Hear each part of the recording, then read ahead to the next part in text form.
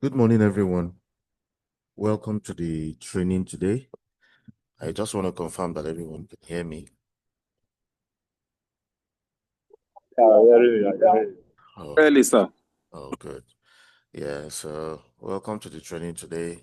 My name is Samuel Oluwatomi Odunlami, and I'm the founder of Eno Trading Academy. I'm a full-time Forex trader. I've traded Forex since 2008.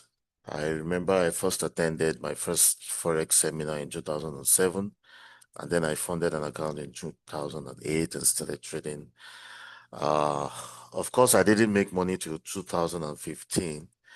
I spent about 7 years losing money. But from 2015 till date, it's been a very beautiful experience. I started mentoring students in 2018. And so far, we've been able to train thousands of students, and we have a very good number of them that are doing very well as Forex traders, right? So you may have attended some trainings before where you may be hearing things like go and bring three people, things like that, or bring this amount of money, we'll give you this percentage per month as profit and things like that. We don't do all of that. We are fully educational. So we teach you how to trade, and then we mentor you as well to become a professional forex trader. We trade together every day. We make money together every day with our students. So everybody learns and grows together. You learn off the experience of other traders. All right. So today's training is one that I'm going to be going through a lot of details. So you may want to have writing materials so that you can take down as much as you can, because I'll be going into a lot of details of how the Forex market works. All right. So I'm going to share my screen. I'm going to share my screen so that I can put up a whiteboard and you can see some things I'll be writing. So let me quickly do that. Let me share my screen. Uh, Content only share.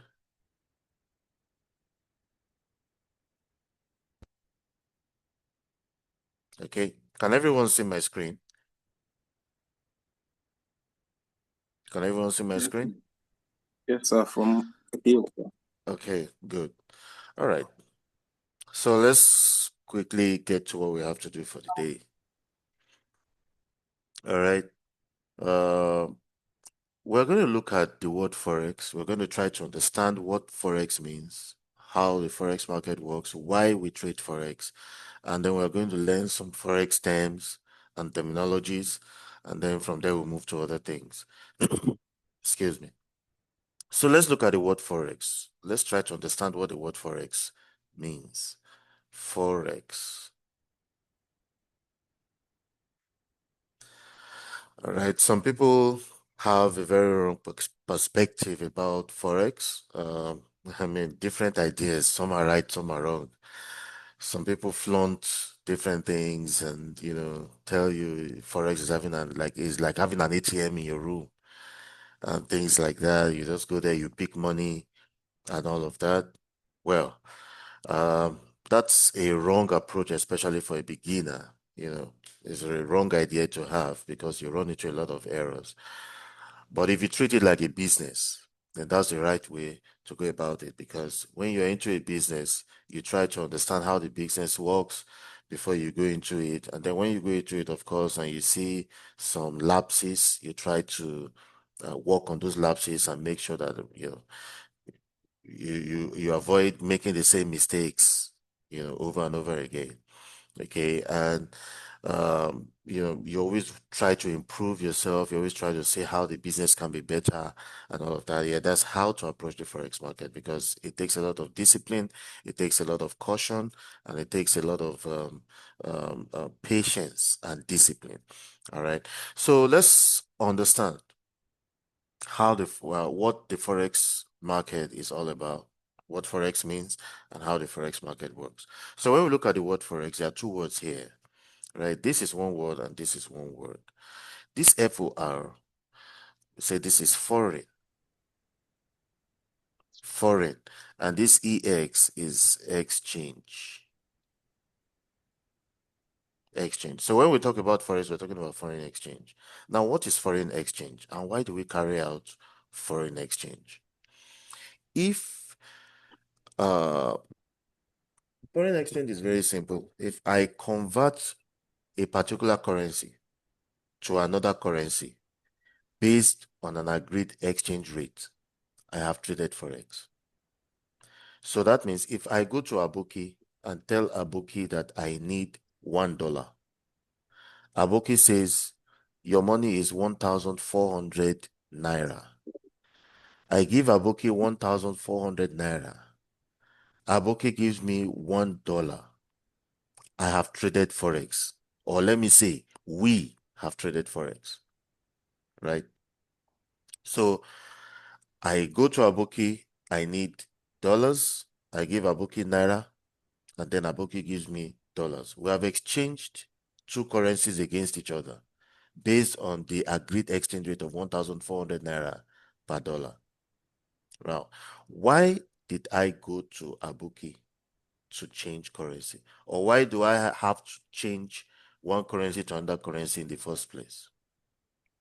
There are different reasons why foreign exchange is carried out. One of them is international trade. Take, for instance, you're in Nigeria. You want to import something from the UK.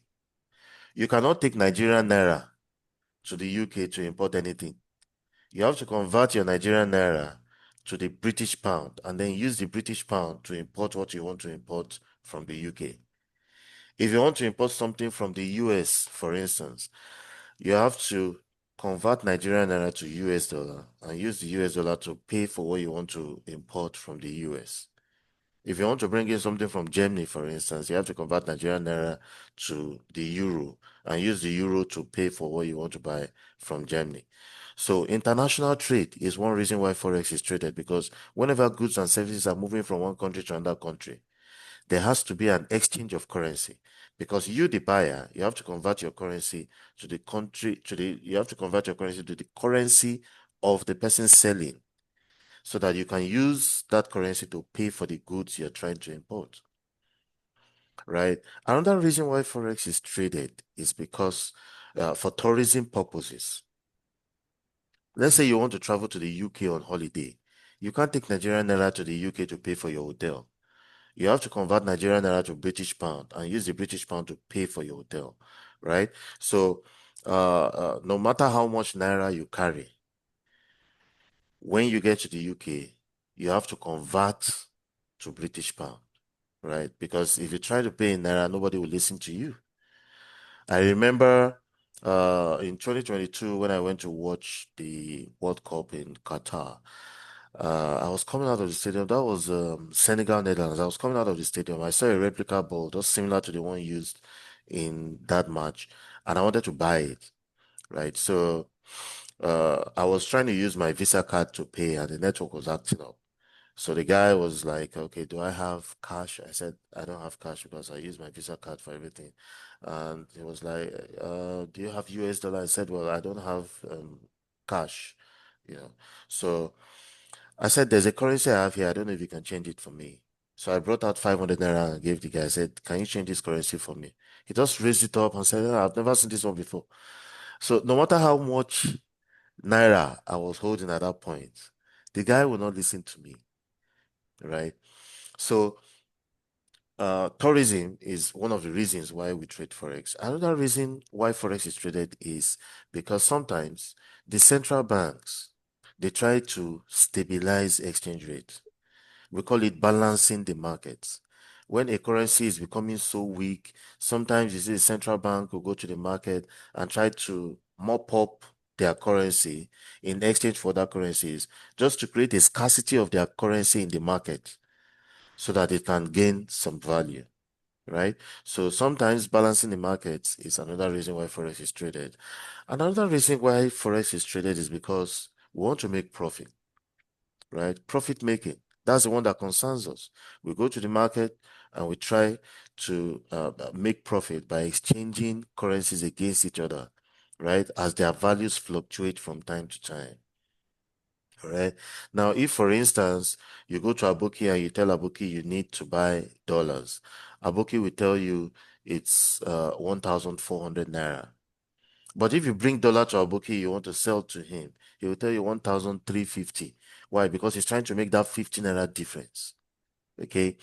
And if, for instance, maybe the CBN makes a policy and uh, based on the policy, we know that the exchange rate is going to increase from 1,400 naira to 4,000 naira per dollar.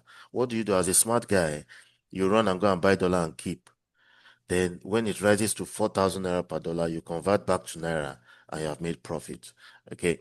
So now let me just write something here so that we can have a proper perspective of what we do every day in the Forex market. Now, we said when the dollar is going from 1,400 naira per dollar to 4,000 naira per dollar, right? You buy it at 1,400 naira. Then when it rises to 4,000 naira, you convert back to naira and you have made profit, right? Now, let me just minimize this thing. Okay. So now on the way from 1,400 naira to 4,000 naira per dollar, which of the currencies shows strength? Was it US dollar or Nigerian naira?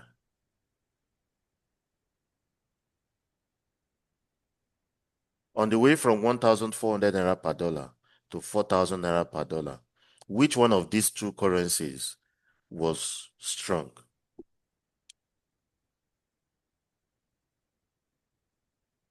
If you know the answer, you can unmute yourself and answer. The USD. Okay, so that means on the way from 1,400 naira to 4,000 naira, it was the US dollar that showed strength against the naira. So the naira was the weak one, right? So what did you do on the way from, you knew it was going to go from 1,400 naira to 4,000 naira, right? That was what you predicted. Now, on the way from 1,400 to 4,000, you bought the strong US dollar against the weak Nigerian naira, right? That means for you to make profit in Forex trading, you have to make sure that at every point in time, you are buying the stronger currency against the weaker currency in order to make profit. Because at 1,400 naira per dollar, you were able to forecast that the exchange rate was going to go to 4,000 naira per dollar. That means you forecasted that the dollar was going to show strength against the naira. So what did you do? You simply bought the strong dollar against the weak naira in order to make profit. That's what we do every day in the Forex market.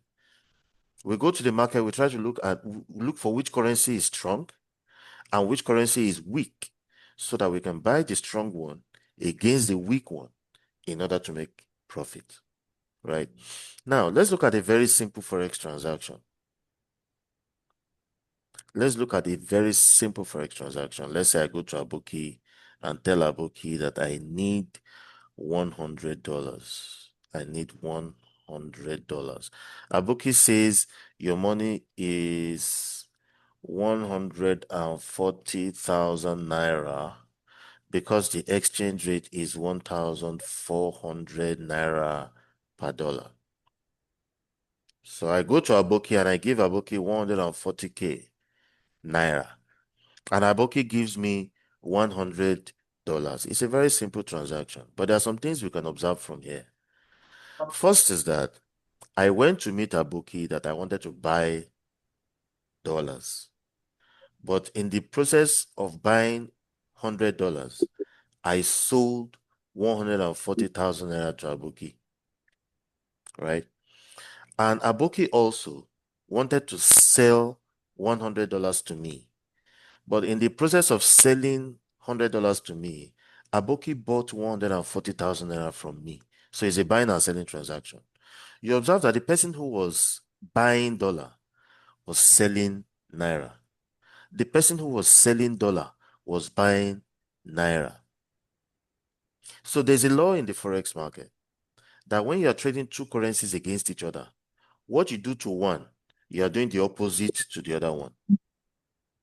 If you are buying this one, automatically you are selling the naira. If you are selling dollar, automatically you are buying the naira. So that means if I walk into a market where they only trade naira and dollar, if I walk into that market and say I need dollars, then that means I must give naira in exchange for the dollars that I need. If I walk into that market and say I need naira, then I must give dollars in exchange for the naira that I need. Right? So it's a buying and selling transaction. And we understand that what you do to one currency, you are doing the opposite to the other one. And that thing we also observe in this market is that you may meet a bookie today and ask him how much is dollar, and he tells you dollar is 1,400 naira. How much is pound? He tells you pound is, let's say, 1,900 naira. You may meet him tomorrow and ask him how much is dollar now. He tells you dollar is now 1,440. How much is pound? Pound is still 1,900. It's very possible to have a scenario like this. Because when you have dollar, you have naira, you have pound.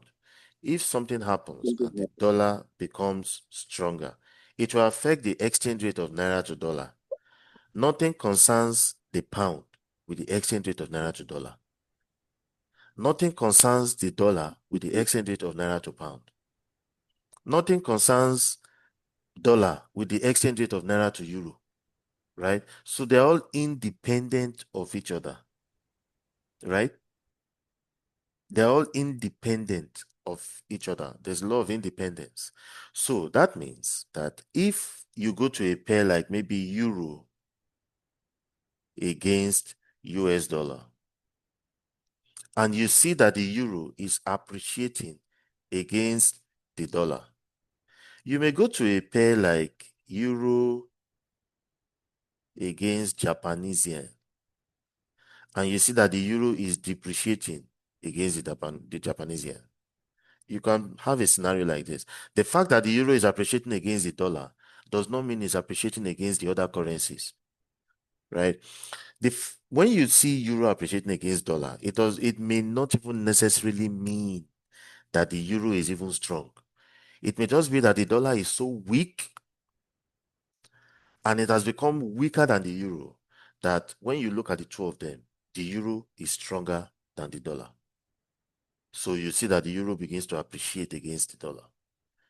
If you look at a pair like euro Japanese yen, for instance, and then you see that the euro is depreciating against Japanese yen, it may not necessarily mean that the euro is weak. It may just be that the Japanese yen is so strong and it has become much stronger than the euro that when you look at euro and Japanese yen, the euro is weaker than the Japanese yen, right?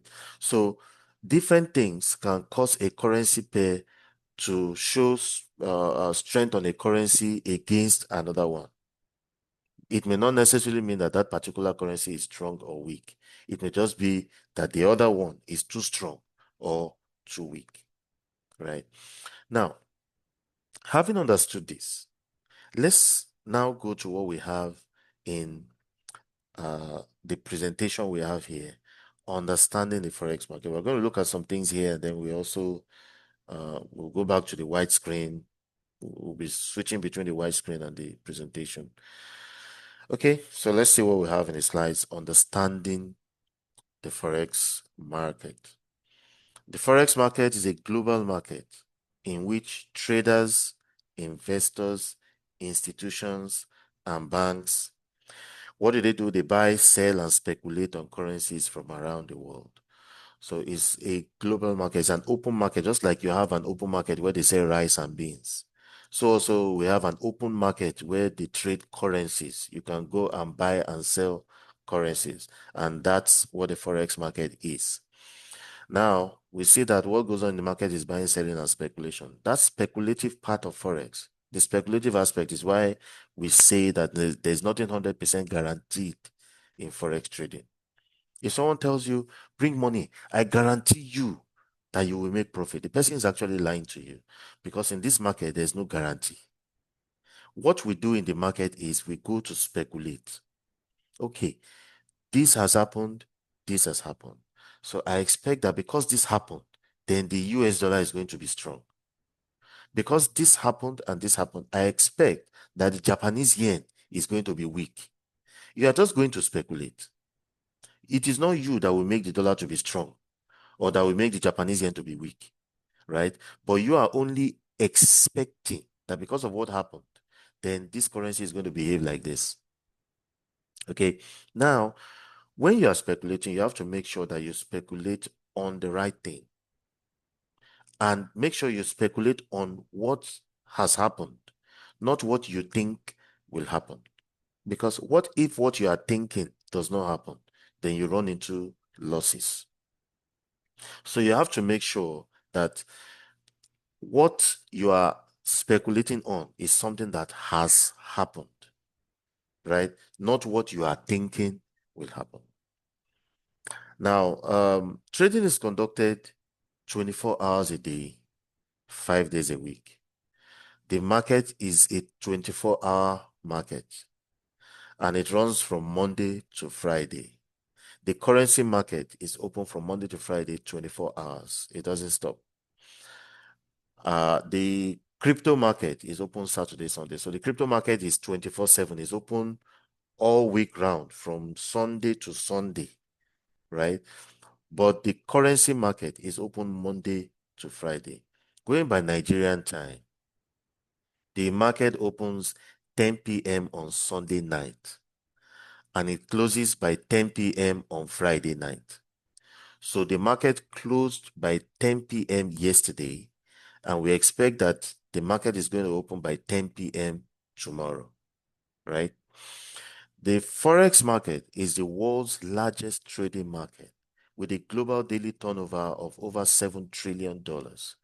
So this is the largest market in the world. There's no other market in this world that matches this volume in a single day. That every single day we have a volume of at least $7 trillion that moves in the Forex market. That's the largest market in the world and is the market that has the highest potential for profit making, right? So let's go on. Who is a Forex broker? A Forex broker is an intermediary between you and the market. Just like when you want to trade stocks, you cannot walk into First Bank, walk into the First Bank head office and say, give me First Bank shares. No, you have to go through your Forex broker, through your stockbroker, sorry. Your stockbroker is the one that carries out the transaction for you in the stock market. So also with the Forex market, when you want to assess the market, you have to assess the market through a Forex broker, right? So let's go on. What is Forex trading?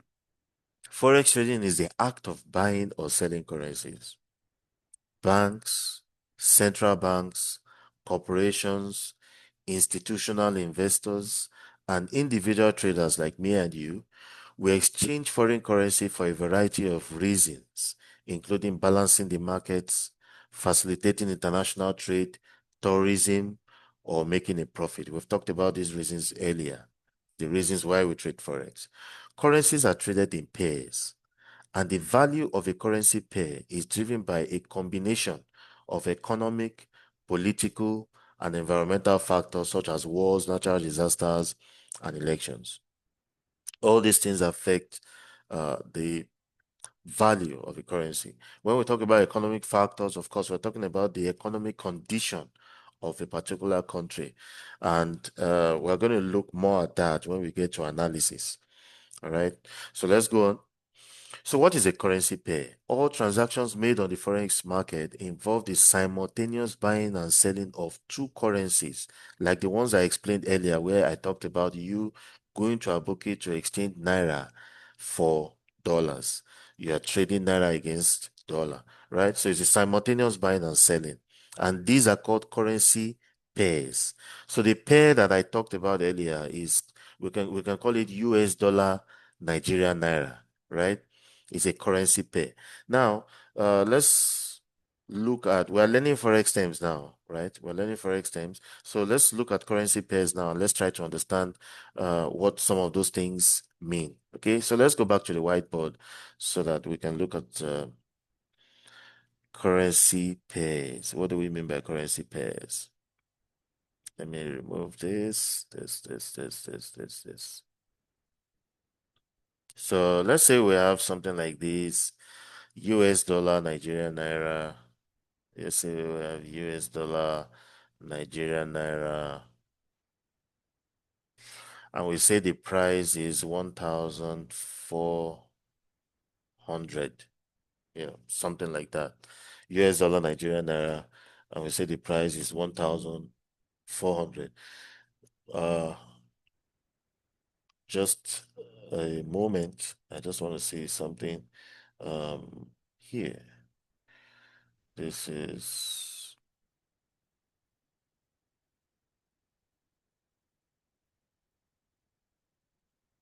okay.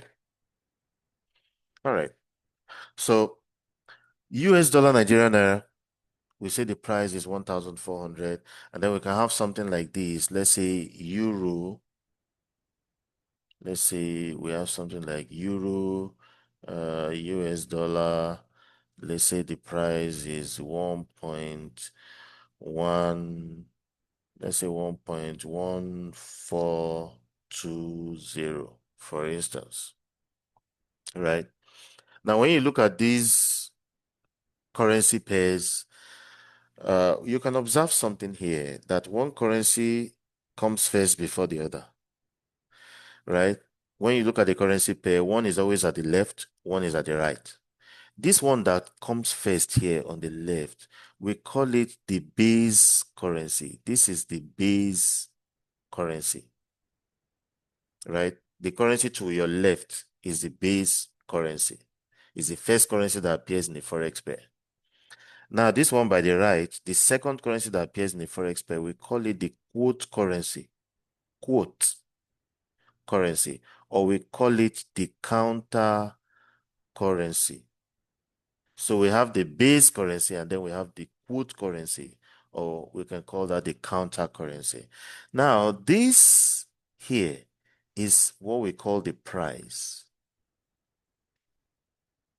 Price. The price is the exchange rate between the two currencies, right? Now, the price is the function of the strength of the base currency against the quote currency. What the price is simply telling us is how strong is the base currency against the quote currency. So if we look at how strong is US dollar against Nigerian naira, the US dollar is 1,400 times stronger than Nigerian naira. How strong is the euro against the US dollar? We say the euro is 1.1420 times stronger than US dollar. So that means for you to get $1, you have to bring 1,400 naira. For you to get €1, you have to bring 1.1420 US dollar, right? So that's base, and that is quote or counter currency. Now, there's something that I also want us to take note of, that when the base currency starts getting stronger than the quote currency, then the price begins to go up. The price starts going up. So when you see the price going up, it means that the base currency is getting stronger than the quote currency. And you remember that at the beginning, we said that for you to make profit from Forex trading, when you're trading two currencies against each other, make sure that you are buying the stronger currency against the weaker currency in order to make profit.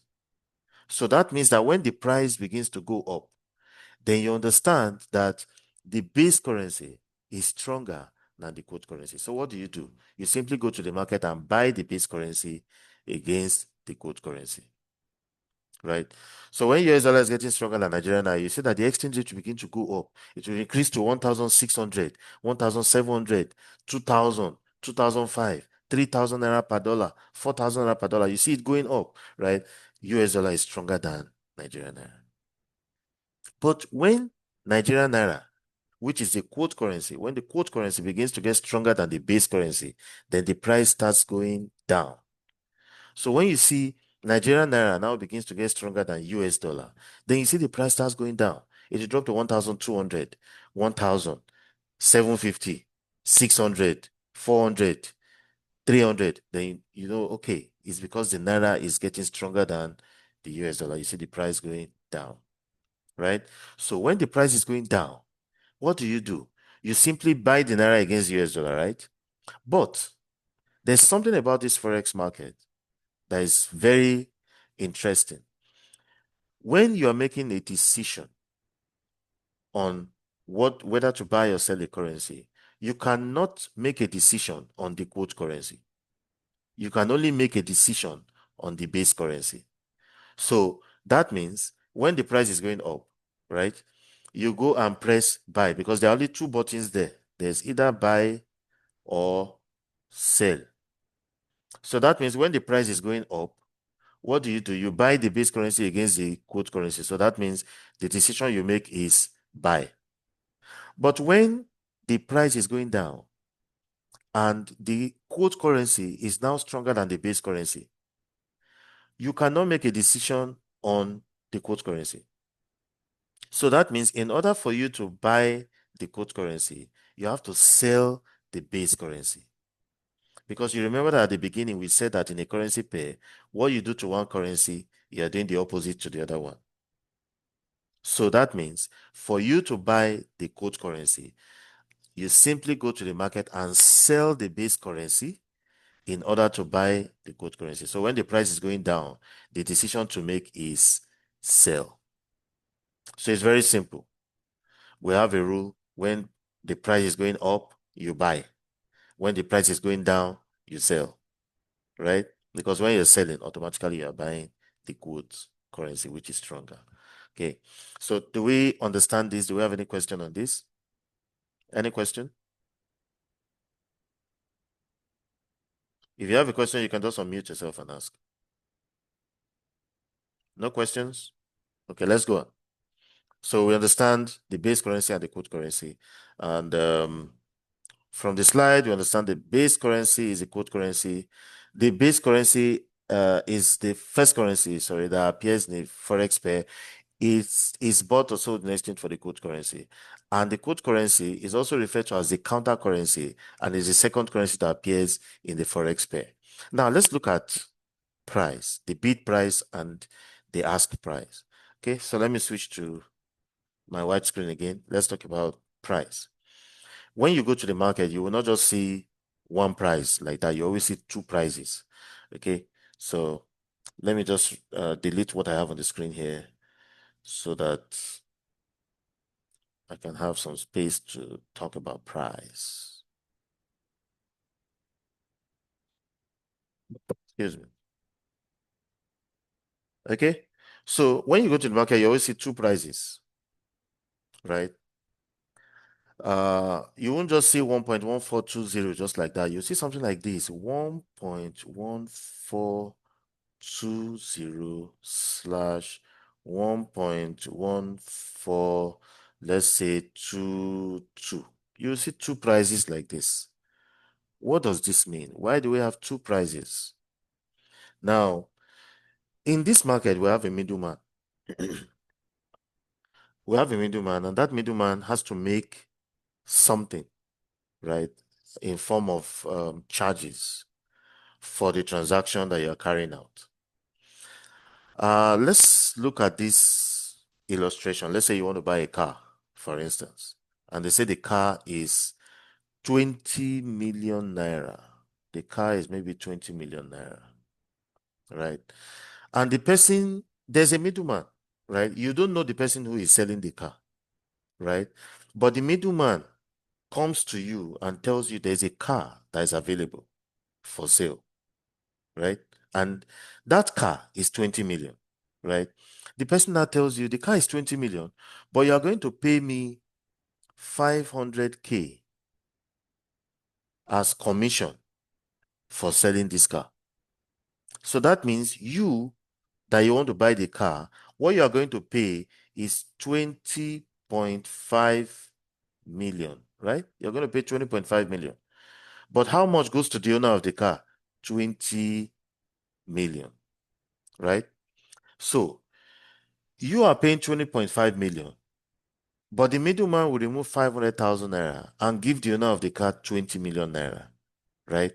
This 20.5 million naira is the ask price of that car, is the ask price.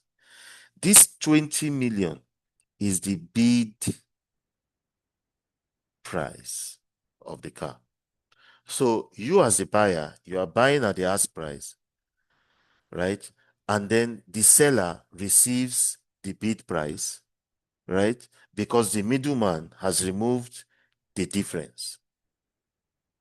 So when you look at two prices like this, right, in the market, the broker is the middleman. The broker sells to you at 1.1422, but the seller will receive 1.1420. That is ask price, and this is bid price, right? So the difference between the ask price and the bid price, 20.5 million minus 20 million is 500K. This 500K, we call it a spread. Spread, right? So the difference between the ask price and the bid price is called a spread. So when you go to the market, right, the broker tells you this is the amount you are going to pay, but this is the amount that the seller will receive, right? So let us calculate what the spread is when we look at 1.1420 and 1.1422. Let's calculate what the spread is. Let me remove this. Okay, so what is the spread here? 1.1422 minus 1.1420. That is what? 0.0002. That is the spread. So the spread here is 0.0002. Do we understand this? Right? So ask price is the price that the buyer will pay.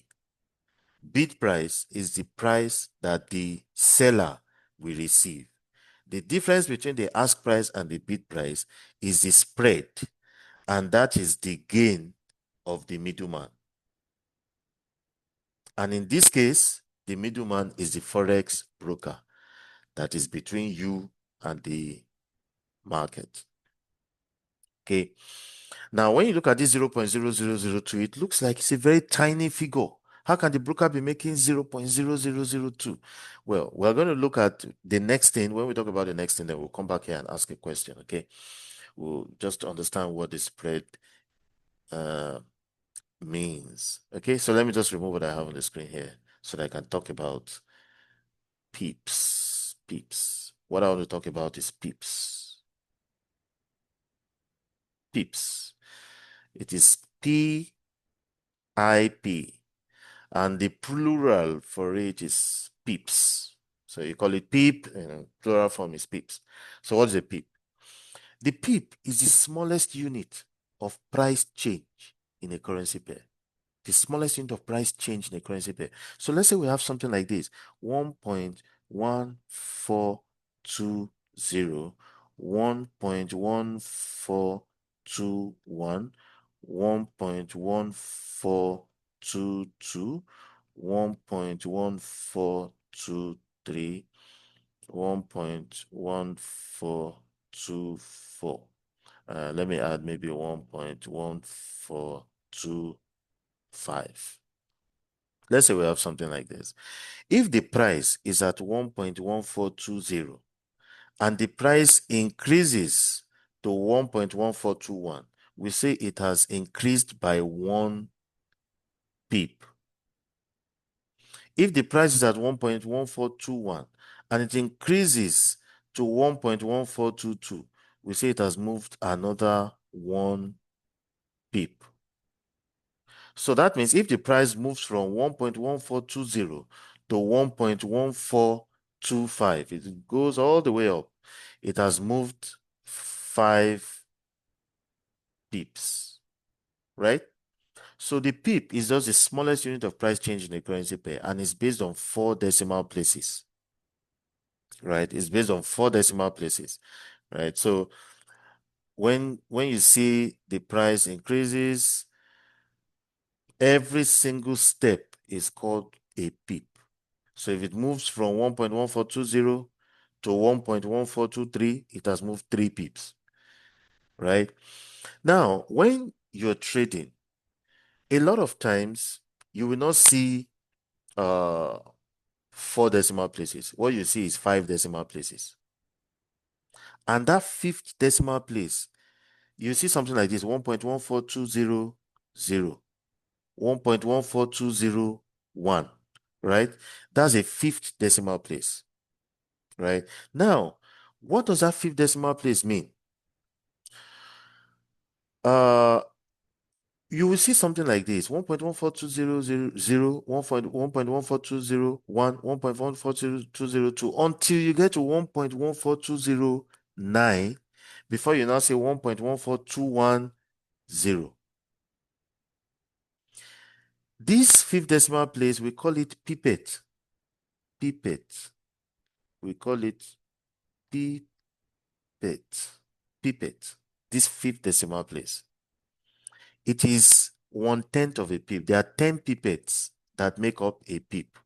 10 pipettes make a pip. Now, let me ask you this question. What is the difference between 100 naira and 101 naira? The difference between 100 naira and 101 naira is 1 naira, right? Is 1 naira. But in between 100 naira and 101 naira, we have 100 naira 0 kobo, 100 naira 1 kobo, 100 naira 2 kobo, 100 naira 3 kobo, until you get to 100 naira 99 kobo before you now see 101 naira, right? So the difference between 100 naira and 101 naira is 1 naira, but it is 100 kobo, right? It's 100 naira, but it's 100 kobo, right? 1 naira per 100 kobo. Now, when you look at these, the difference between 1.1420 and 1.1421 is 1 pip, but that 1 pip is 10 pipettes, right? The difference between 100 naira and 101 naira is 1 naira, but it's 100 kobo. The difference between 1.1420 and 1.1421 is 1 pip, but it is 10 pipettes, right? So that's why we have the fifth decimal place that is just counting the pipettes, which are smaller units that are valued at 1/10 of a pip. Do we understand? Any question on this? If you have any question, please ask. Just unmute yourself and ask.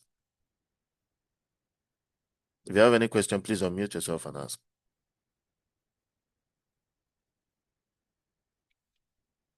Okay, no question. All right, so let's go on. Yes. Okay, you have a question. Please go on. What is the changes between that pipette and pip? That is the pipette now, the one that added at the unit.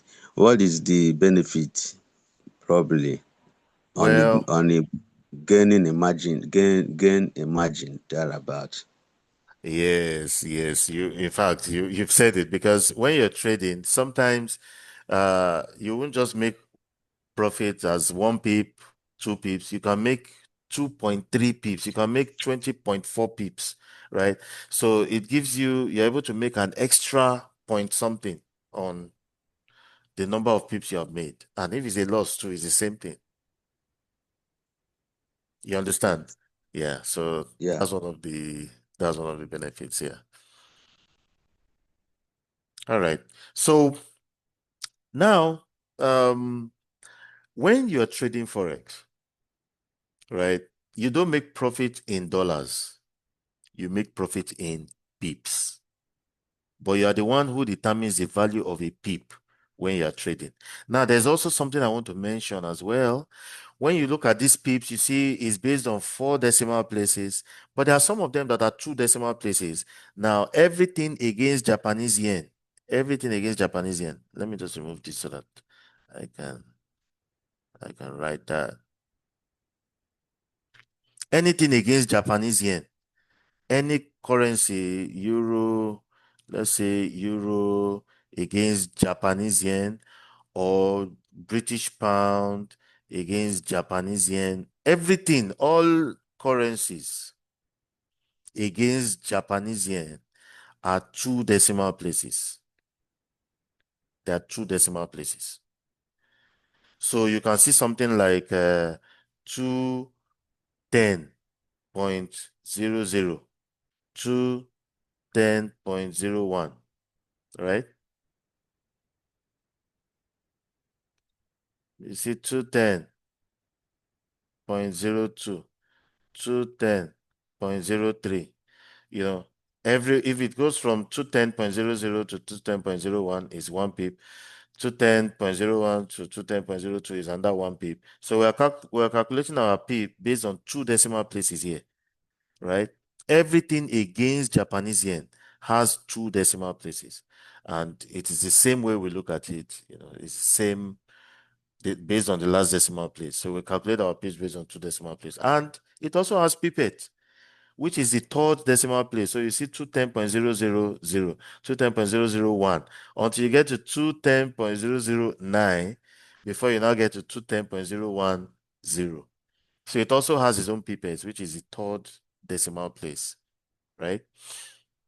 So I'm going to show you these things on the chart so that you see how it looks. Okay.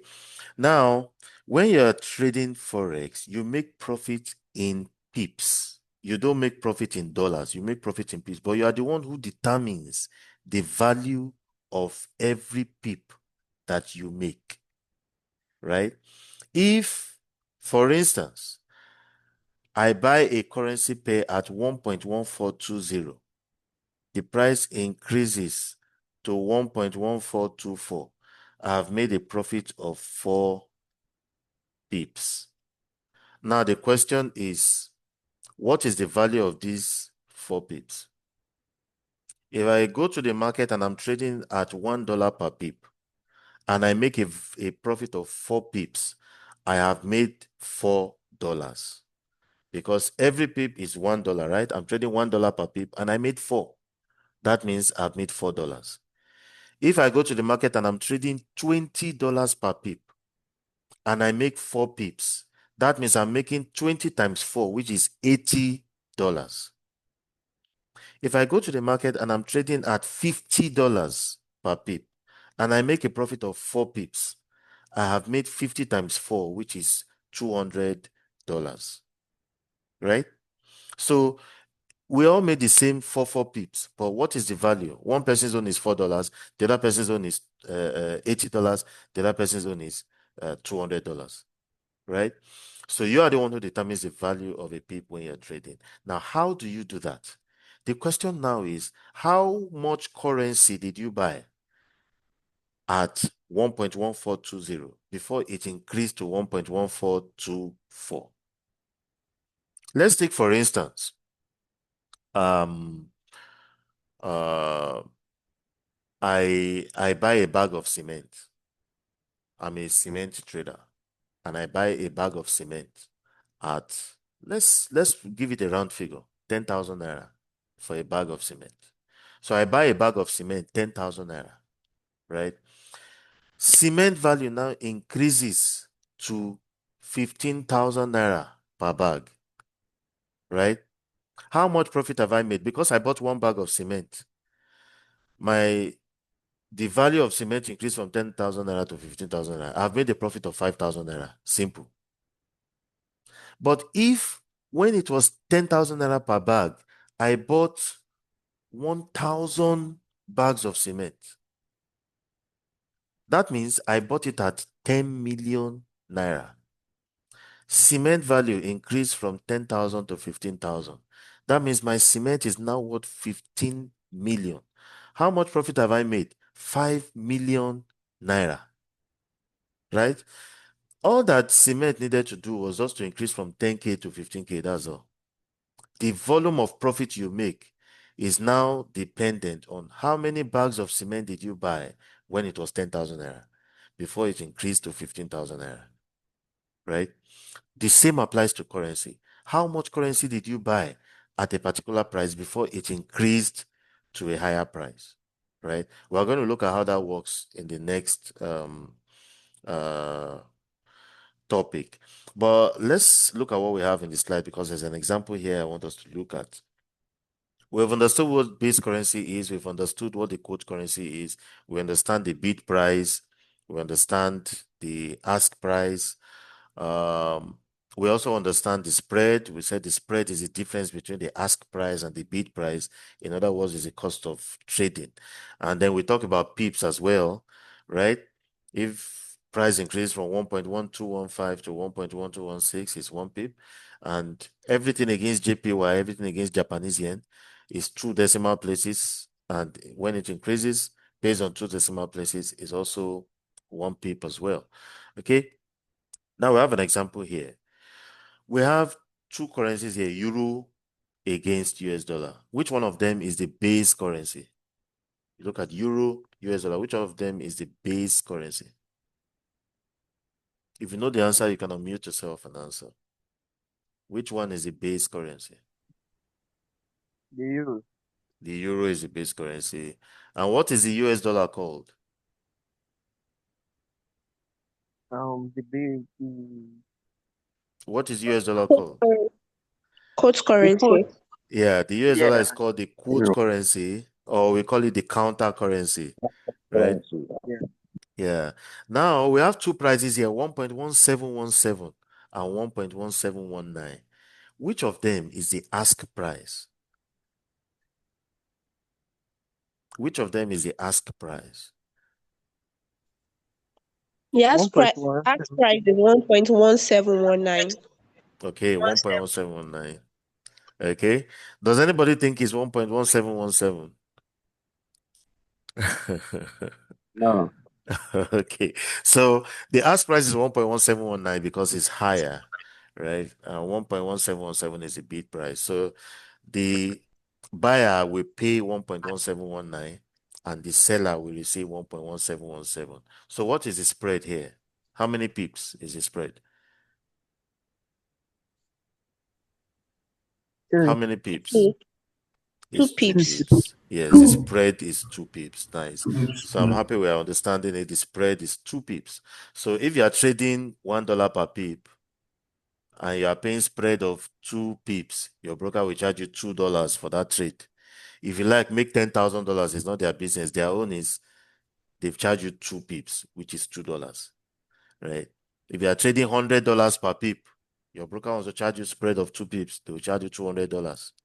So you pay $200 for that trade. So if you are trading big, you pay big spread. And if you are trading small, you pay small spread. Spread is also charged in pips. Now, this is the answer. Base currency is euro, quote currency is US dollar, ask price is 1.1719, bid price is 1.1717, and the spread is 0.0002, which is 2 pips, right? So let's look at the chart. I just want to show you the chart so that you can see, you can just have a physical view of that. So when you look at this, let me just click on this new order so we can see it more clearly.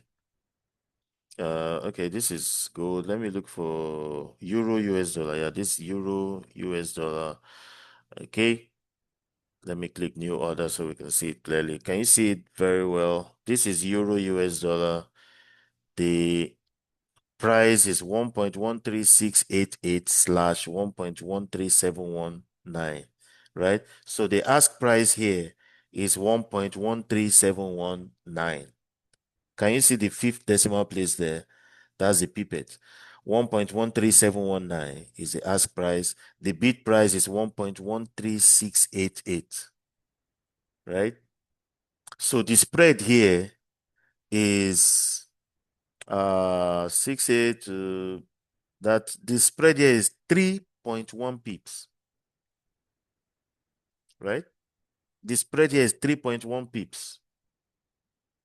1.13688 to 1.13719. This is 3.1 pips, right? So this is just how it looks on the chart. We can see the base currency here is euro.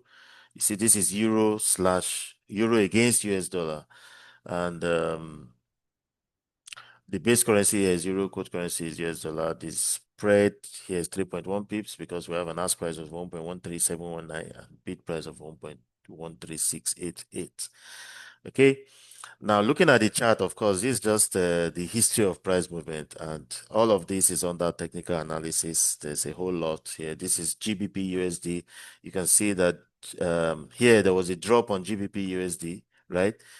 British pound US dollar, it had a drop here. This shows that the British pound depreciated against the US dollar here. So that means the US dollar was stronger than the British pound here. And what was the decision to make? Who can tell us what was the decision to make? Was it a buy or a sell here?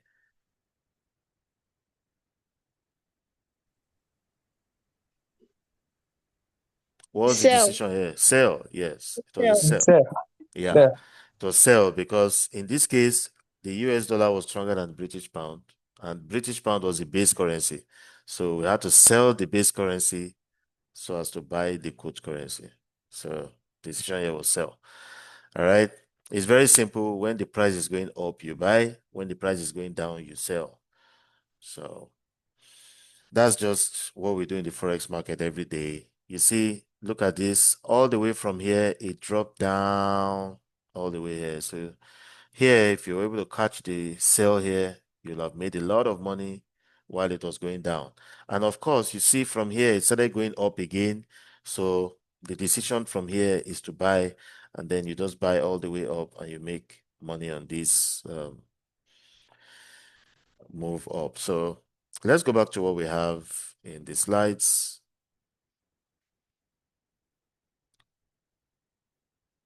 Okay, so let's talk about lot now. Lot. What is a lot? What is a lot? Let me go back to my white screen so that I can explain what lot is. Lot. So let me remove this. Let's talk about lot. What is a lot? I like to use food stuff whenever I'm talking about lots. So let's look at rice now. Rice. Everybody eats rice. What is the standard unit for measuring rice? The international standard unit for measuring rice. We can say it's the bag, Abby. Bag. And one bag of rice is 50 kg of rice. One bag of rice is 50 kg of rice. Is everybody that goes to the market that buys one bag of rice? No. You can buy multiples of a bag. You can buy fractions of a bag. So someone can say, I have 4 wives and 34 children. We consume 3 bags of rice in a month. You can buy 3 bags. How many kg is that? 150 kg of rice. Someone can say, I have 7 wives and 70 children. We consume 5 bags in a month. He goes to buy 5 bags of rice. That is 250 kg of rice, 5 bags.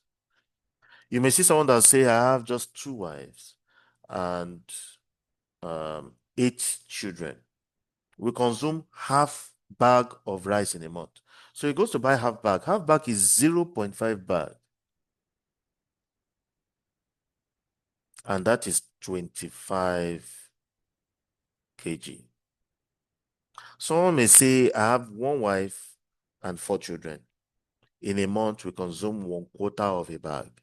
So he goes to buy 1/4 of a bag. That is 0.25 bags of rice, and that is 12.5 kg. Some may say, I'm a bachelor. I don't need too much rice. You see that small one, that 5 kg bag, give me. 5 kg bag is 1/10 of a bag of rice. So that is 0.1 bag of rice, and that is 5 kg.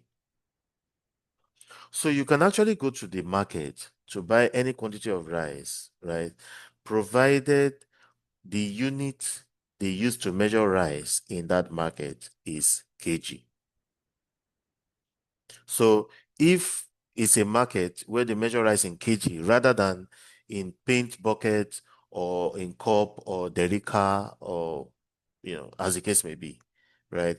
If you walk into that market, you can say, I need 1.4 bags of rice.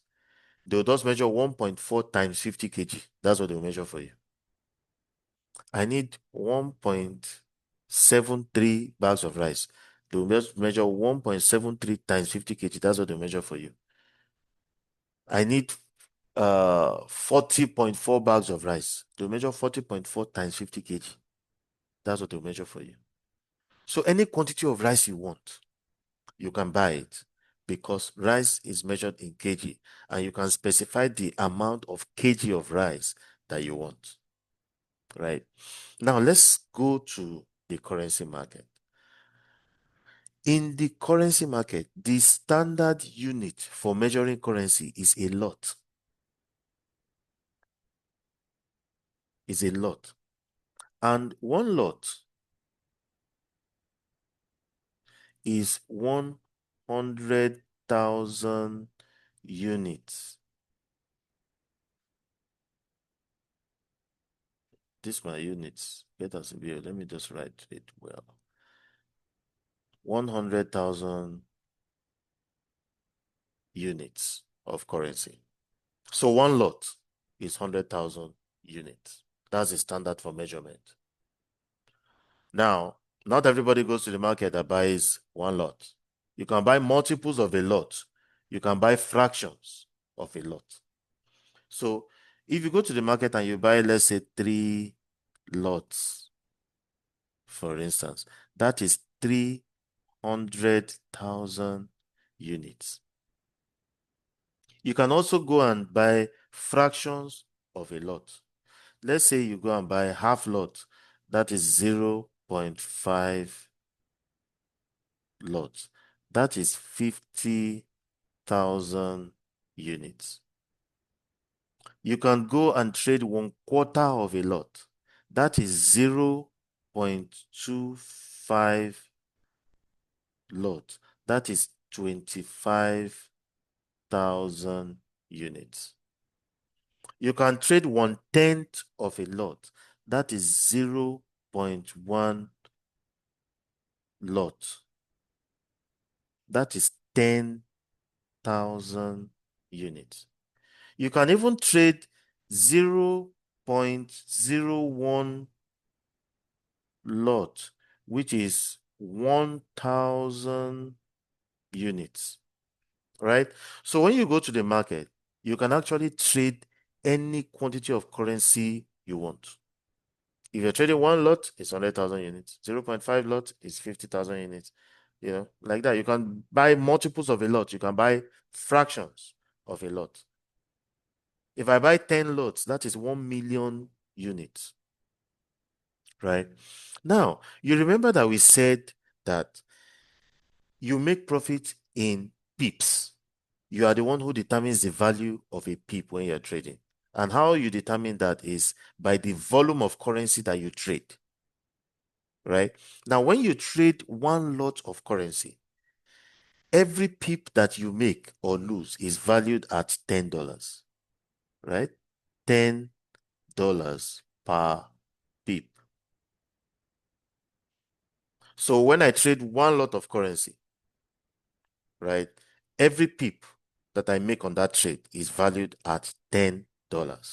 So that means if I go and buy a currency pair at 1.1420, the price increases to 1.1440. I have made a profit of 20 pips, right? I've made a profit of 20 pips. 1.1420 to 1.1440 is 20 pips. Now, what is the value of these 20 pips I have made? Because I traded one lot, I bought one lot of currency at this price. the value increased to this price. Because I traded one lot, my every pip is valued at $10 and I made 20. So how much did I make? 10 times 20, which is $200.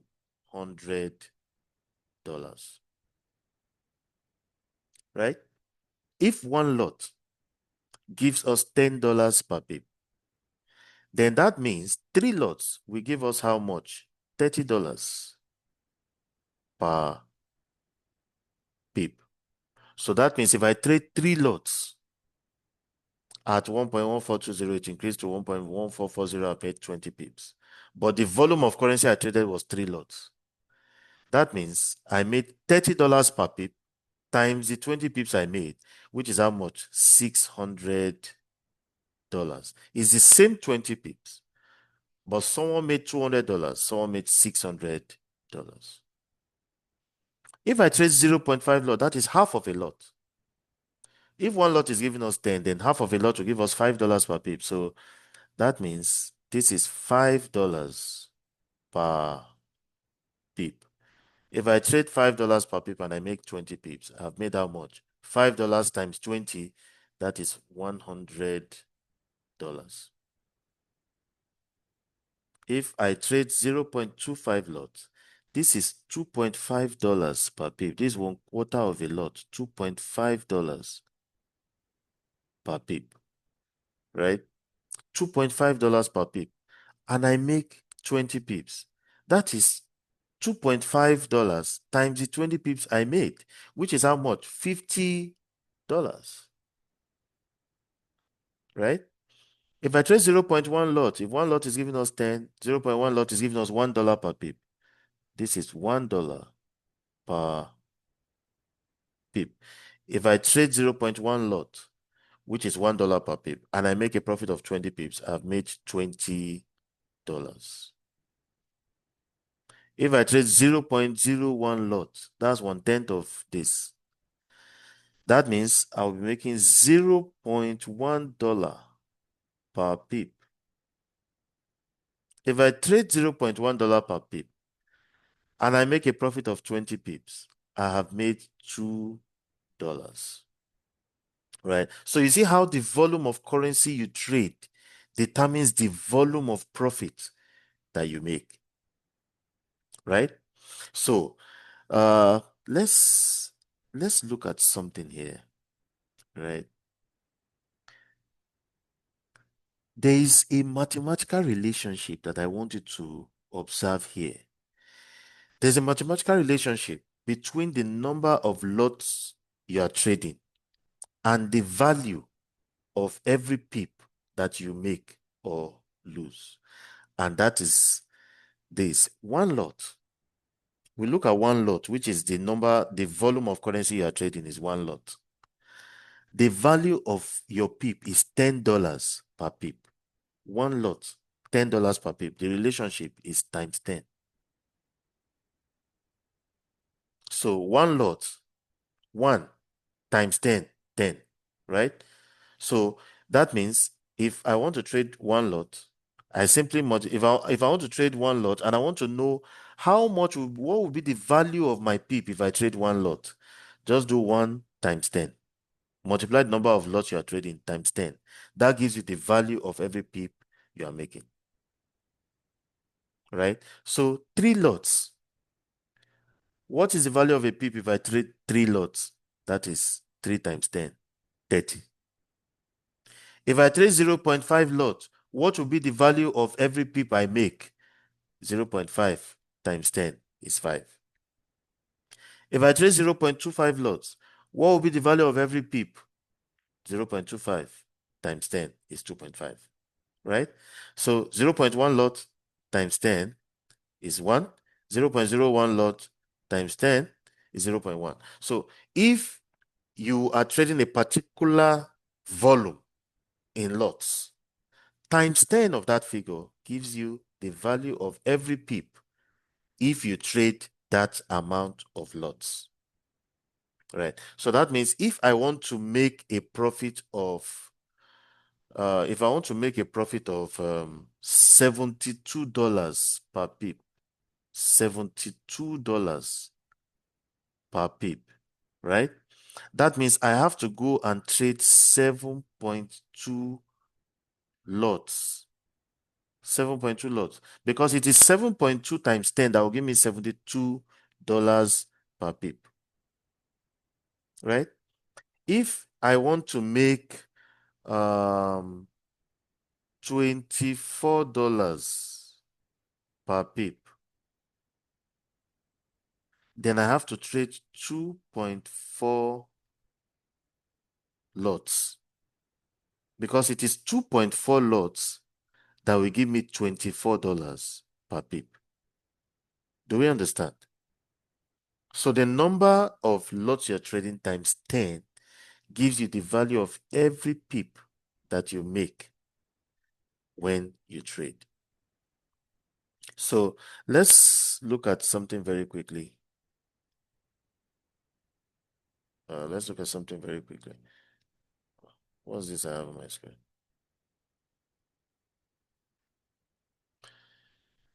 Okay, let's look at this very quickly. I'm going to ask a question here. If I go to a pair, let's say GBP USD.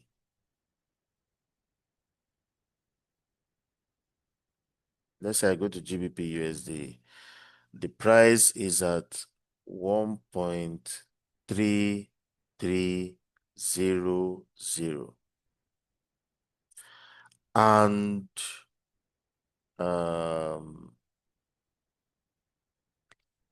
I forecast that the price is going to increase to 1.3320. And I want to make $500 on that move. How many lots will I trade? If GBP USD is at 1.3300 and I forecast that the price is going to increase to 1.3320 and I want to make $500 on this move, how many lots will I trade? 0.25.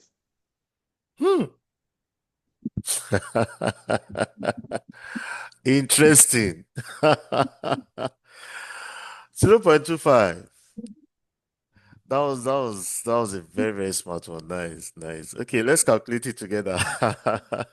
Let's calculate it together. Imagine someone just got the answer very fast. Okay, let's calculate it together. Right. 1.3300, 1.3320. The difference is 20 pips, right? The difference is 20 pips. And I want to make $500 on 20 pips. That is 500 divided by 20. 500 divided by 20 will give me $25. So that means every pip is worth $25. So how many lots will I trade that will give me $25 per pip? It is 2.5 lots. So, that's even 2.5. So you didn't get it. Imagine, that's 2.5 lots. 2.5 lots. So 2.5 lots is what will give us $25 per pip. And when you make 20 pips, based on $25 per pip, you make $500. Okay. Yeah, so 2.5 lots. So do we understand this? We understand what lots are. Any question based on this? Do we understand this? Any questions? I have a question, sir. Okay, sir. Yes, I want to ask, based on this calculation, Yes, sir. if I have that $500 in my account, Yes. how do I calculate the lot size that I'll be using to trade The that lot five size you hundred use it to dollars? trade. Yeah, Yeah. I'll talk about that when I get to risk management. I'll talk about it when I get to risk. Okay. Yes. So your broker is not going to ask you how much do you want to make per pip. What your broker will ask you is how many lots do you want to trade. Let me just quickly show you that here, right? New order. Can you see volume? You see it here. This ask price is bid price. This is USD, Canadian dollar, US dollar, Canadian dollar. Now you see volume here, right? Volume. So the volume is on 1.00. If I leave it on 1.00, that means I'm going to make $10 per pip if I open a trade here, right? If I trade, if I set my volume to 0.50, that means 0.5 times 10, I'm going to make $5 per pip. If I set my volume to 1.42, that means I'm going to make 14.2. 1.42 times 10 is $14.2 per pip. So if I put it on 1.42 volume, then that means I'm going to make $14.2 per pip, right? So this is just how you set all these parameters when you want to trade. And all these things help you with risk management. Okay, so let's go on. Back to the slides. We understand what lots are. We understand that a lot is just a standard for measuring currency, volume of currencies. So Forex is commonly traded in a specific amount called lots, or basically number of currency units that you will buy or sell, right? So let's go on. Okay, this does the relationship. The number of lots you are trading times 10 is the value of your pip in dollars, right? So let's talk about leverage. What is leverage? We are talking about 1 lot, 10 lots, 20 lots. How many people can afford 20 lots? How many people can afford even 1 lot, right? So that's why leverage now comes in. Leverage. What is leverage? Leverage is simply trading with borrowed capital, right? Trading with borrowed capital. Let's go back to our screen so that I can explain what leverage is. Leverage is a service your broker gives you that enables you to trade with borrowed capital. So you want to trade 10 lots, you want to trade 20 lots, but you don't have the money. Now the broker says, okay, don't worry, bring the one you have. We'll multiply it for you so you can afford to trade as many lots as you want to trade, right? So leverage is always quoted in ratios. Let's say we have something like this, 1:500. What does this mean? If you choose a leverage of 1:500, that means any money you put in your account, your trading account, your broker multiplies it for you times 500, right? So that means if you go to your account and you put $200 in your account, your broker will multiply 200 times 500. That means you have access to $100,000. So if you have $200 and you have a leverage of 1:500, you can actually control 1 lot, right?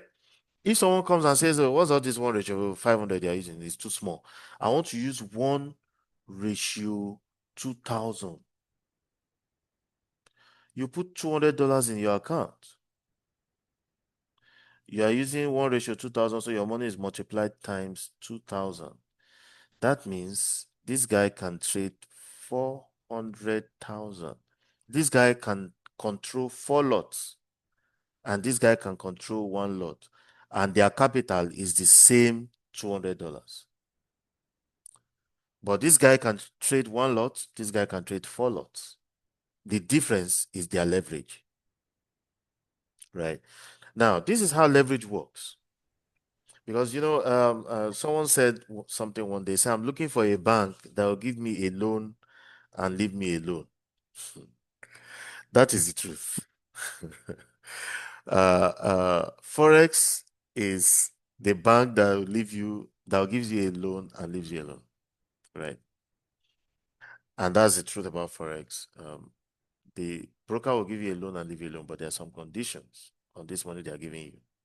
Now, you see, you that you have $200 and you have a leverage of 500, and another person who says, I don't need leverage, I have $100,000 cash.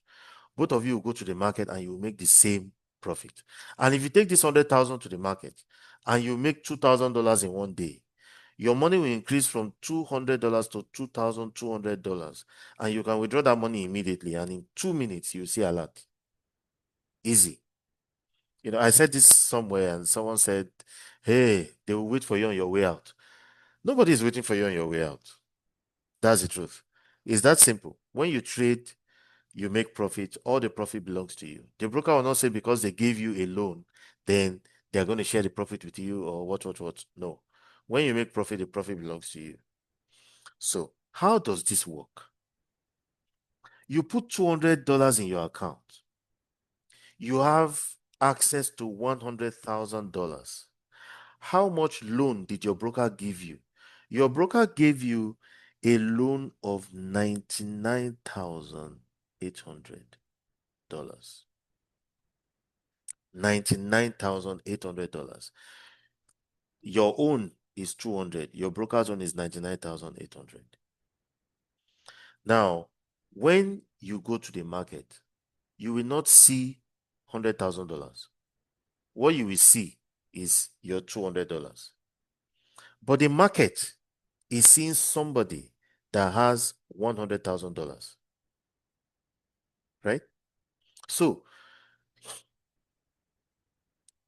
this 99,800 is real money, right? It's real money. It's not demo money, virtual money, whatever. It is real money. If they come to the market, they say if you have 100,000 and above, move to this side. You follow them and move. You have $100,000, right? But you are seeing 200. The market is seeing somebody that has $100,000.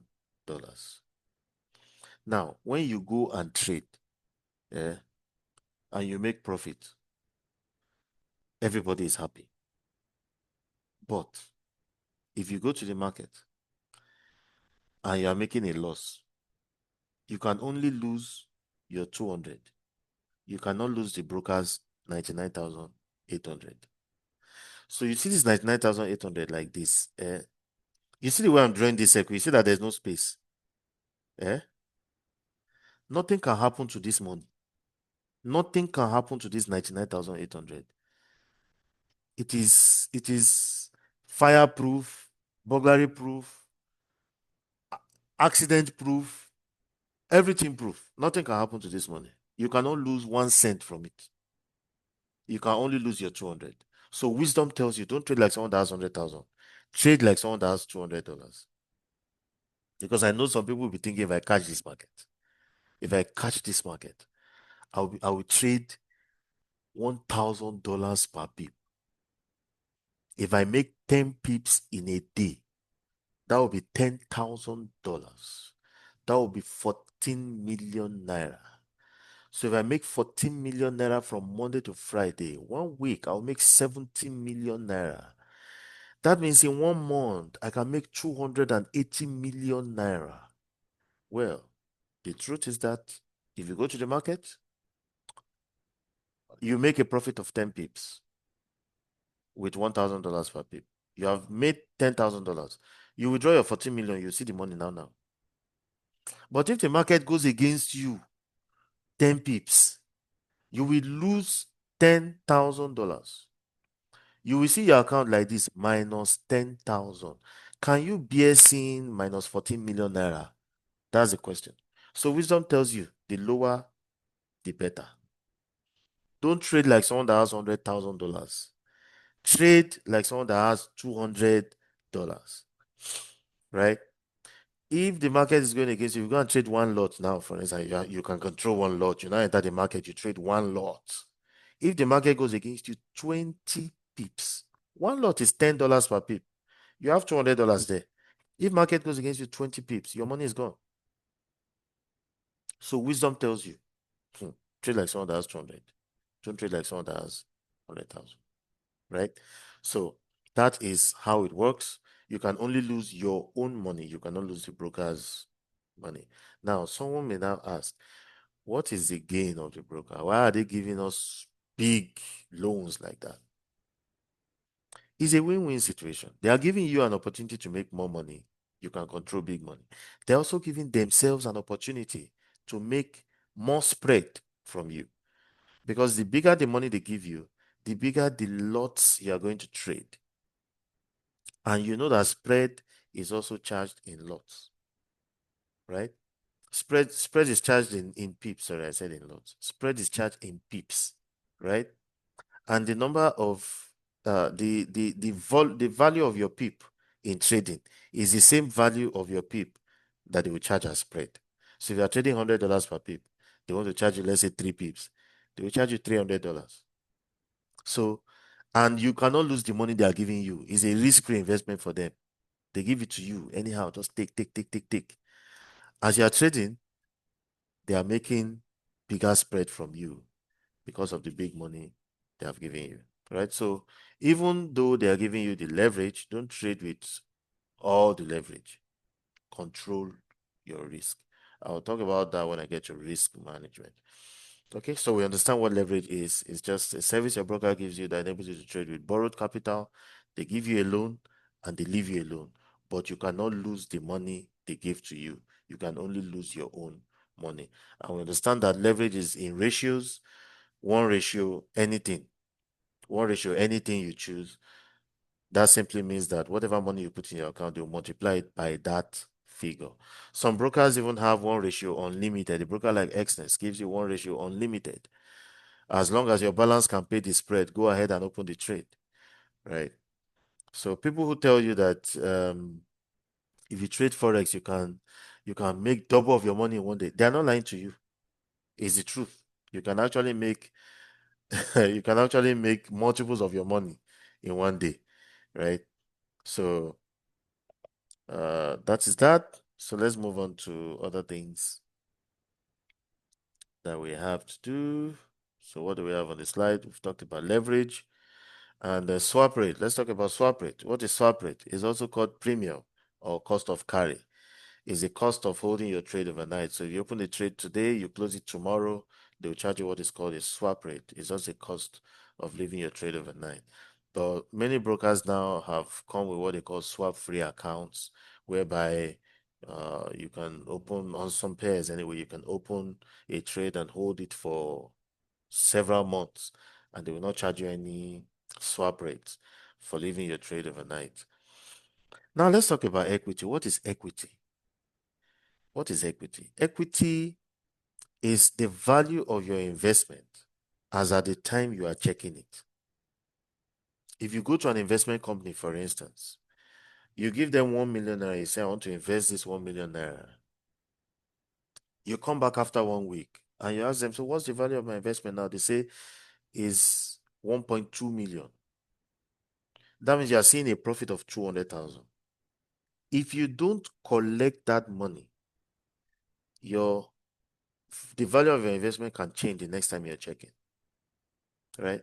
So if you check now, they say it's 1.2 million. You say, okay, let me leave it for another 1 week. I'll come back next week and check again. Let's see if it will double.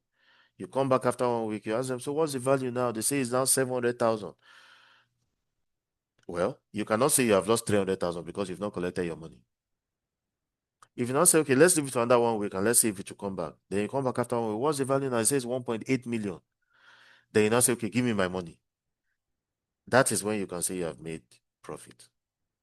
As long as you have not closed the investment, it is still open to market fluctuations.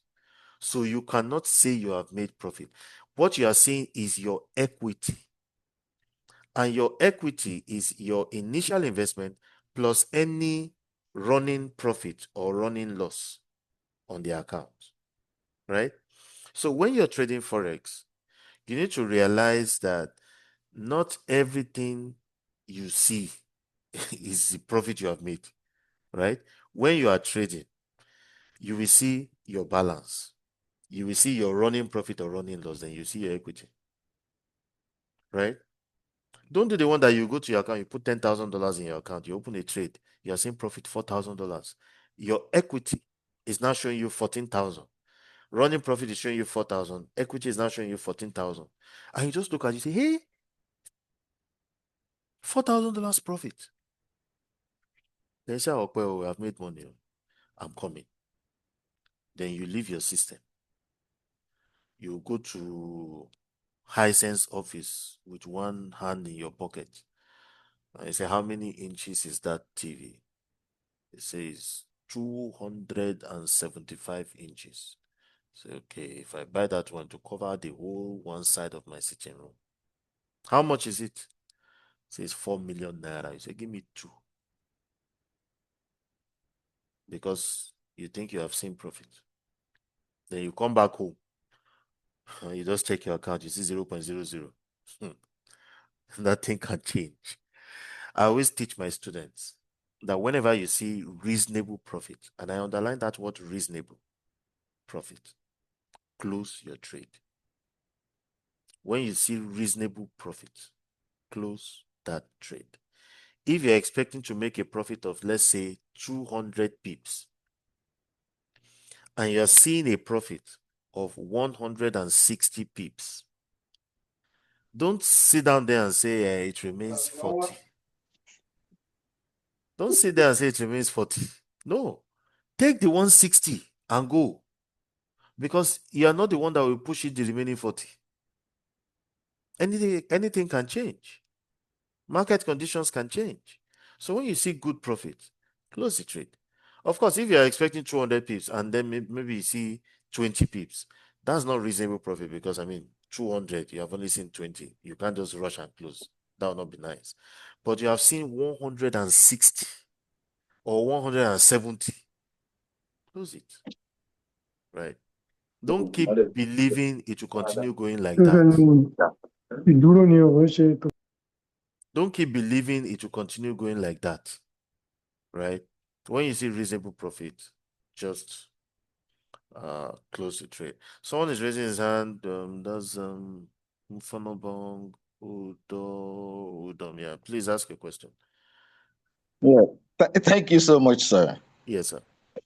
Yeah, I know it is not yet time for remarks, but I have to say I'm enjoying your class. Thank you very much, sir. Thanks so much. You've really made things so simple and understandable. Wow. Thank you Yeah, very much, sir. Yes, sir. just at the point, Yes, sir.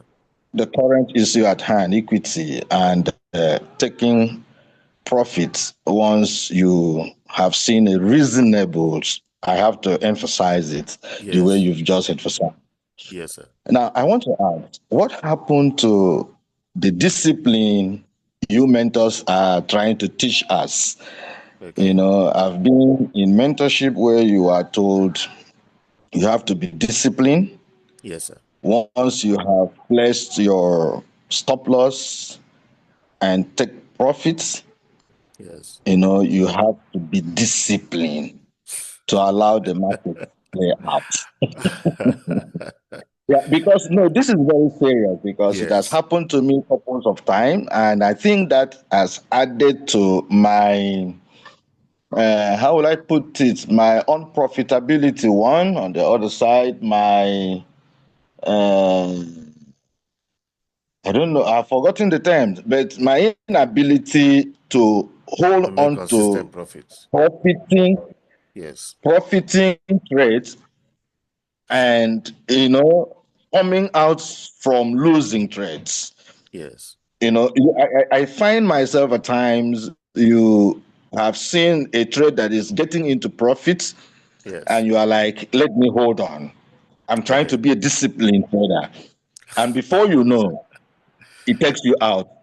Yes. Now you have now seen a trade that is getting into serious drawdown.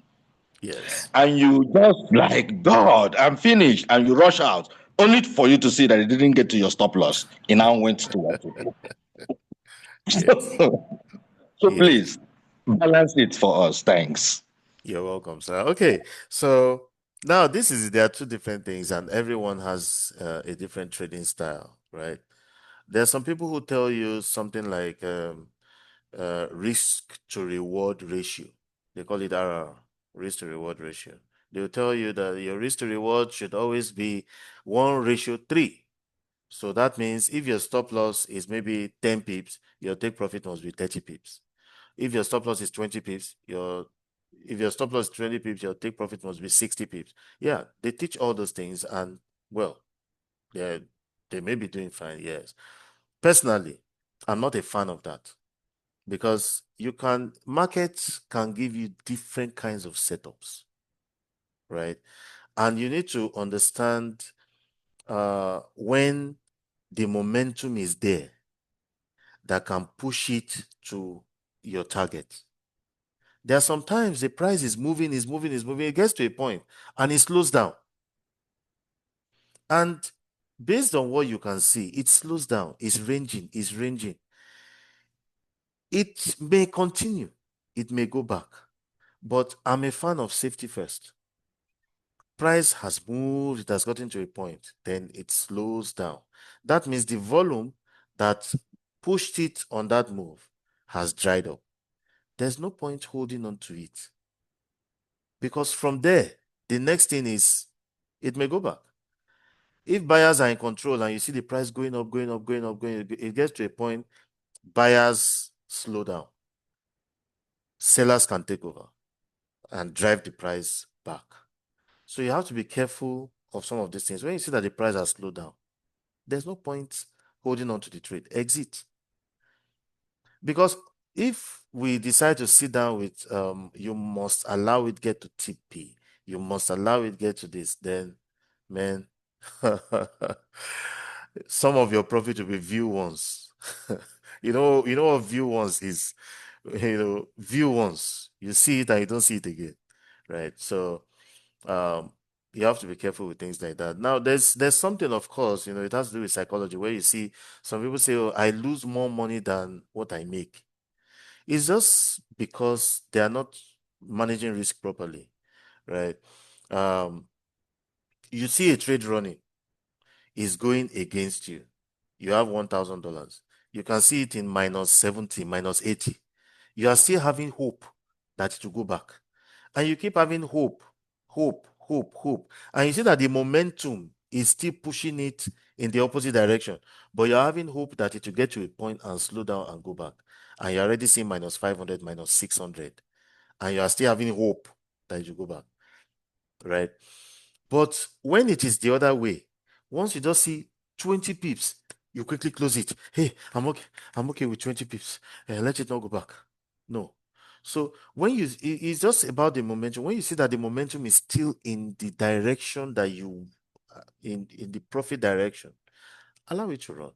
You have your take profit there. It will hit your take profit. But once it's going, the momentum stops. Please take whatever profit you see so that it doesn't turn to view once. Right. That's my own way of trading. And of course, I trade with my students every time. When I'm exiting, I tell them, guys, I'm exiting now. So everybody leaves. And so I hope I've answered your question, sir. Very much and very well. Thanks. You're welcome, sir. All right. So we've looked at equity, and we understand that when you see reasonable profit, you should exit the trade to avoid V1's profits. And there's also something that people do, they call it trailing stop. You have a stop loss somewhere, your trade has now gone into profit, then you move your stop loss to entry point, right? Then when it moves 100 pips, you now move your stop loss to 40 pips profit, so that in case it comes back, it will stop at 40 pips profit. It's something people do and it works for them. I'm not saying it's bad, yes, but personally, I don't do it. Because if I have seen 100 pips already, I've seen 100 pips. Why am I now going to put my stop loss on 40 pips? So it will come back and close in 40 pips. No, I've seen 100 pips already. Let me take the 100 pips I've seen. Right? That's my own way of trading. I take the one I see, right? Rather than trying to, okay, we have different styles of trading, so that's just my own way of trading. All right, so let's go to analysis now. We said that every time you're trading, make sure that you're buying the stronger currency against the weaker currency in order to make a profit. Now, how do you know when a currency is going to be strong or when a currency is going to be weak? It's only by analysis, right? There are two ways to analyze the market. One is fundamental analysis. The other is technical analysis. A trader who uses fundamental analysis trades based on the economic condition of the currency of the country, right, that currency represents. So if you want to trade the US dollar, you are trading the US dollar based on the economic condition of the US. If you want to trade the British pound, you are trading the British pound based on the economic condition of the UK, right? So you are just trading based on the economic condition of a particular country. Now, how do you now know and understand the economic condition of a particular country? It's by the data that come from that country. And some of these data are, something like unemployment rate, for instance. Let's say they release the unemployment rate of a country. And based on the data release, you can see that the unemployment rate has increased. What does that tell you? What is unemployment rate in the first place? It's just the percentage. What's drawing on my screen? Hold on. This card.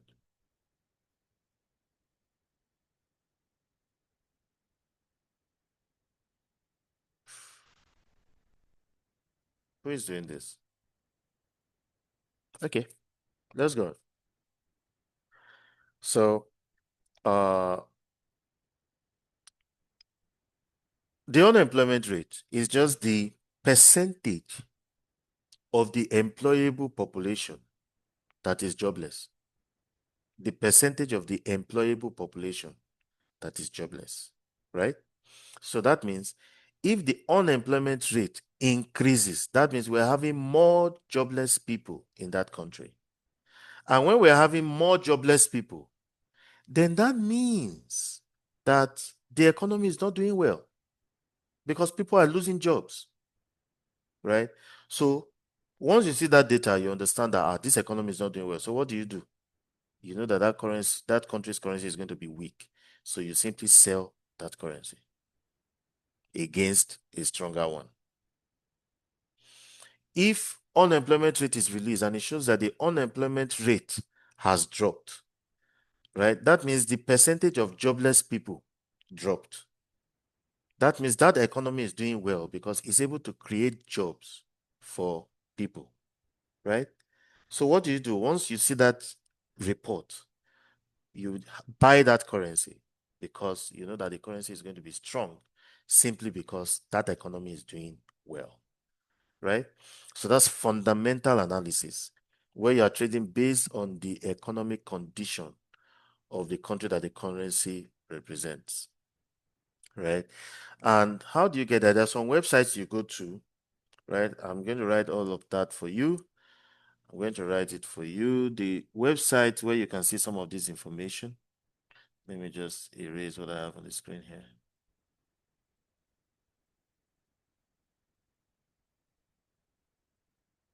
Okay, one of them is forexfactory.com. Forex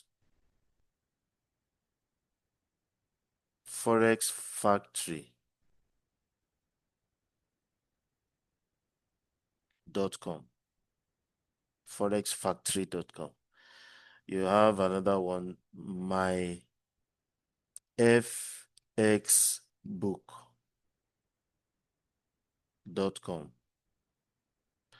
There's another one, investing.com, right?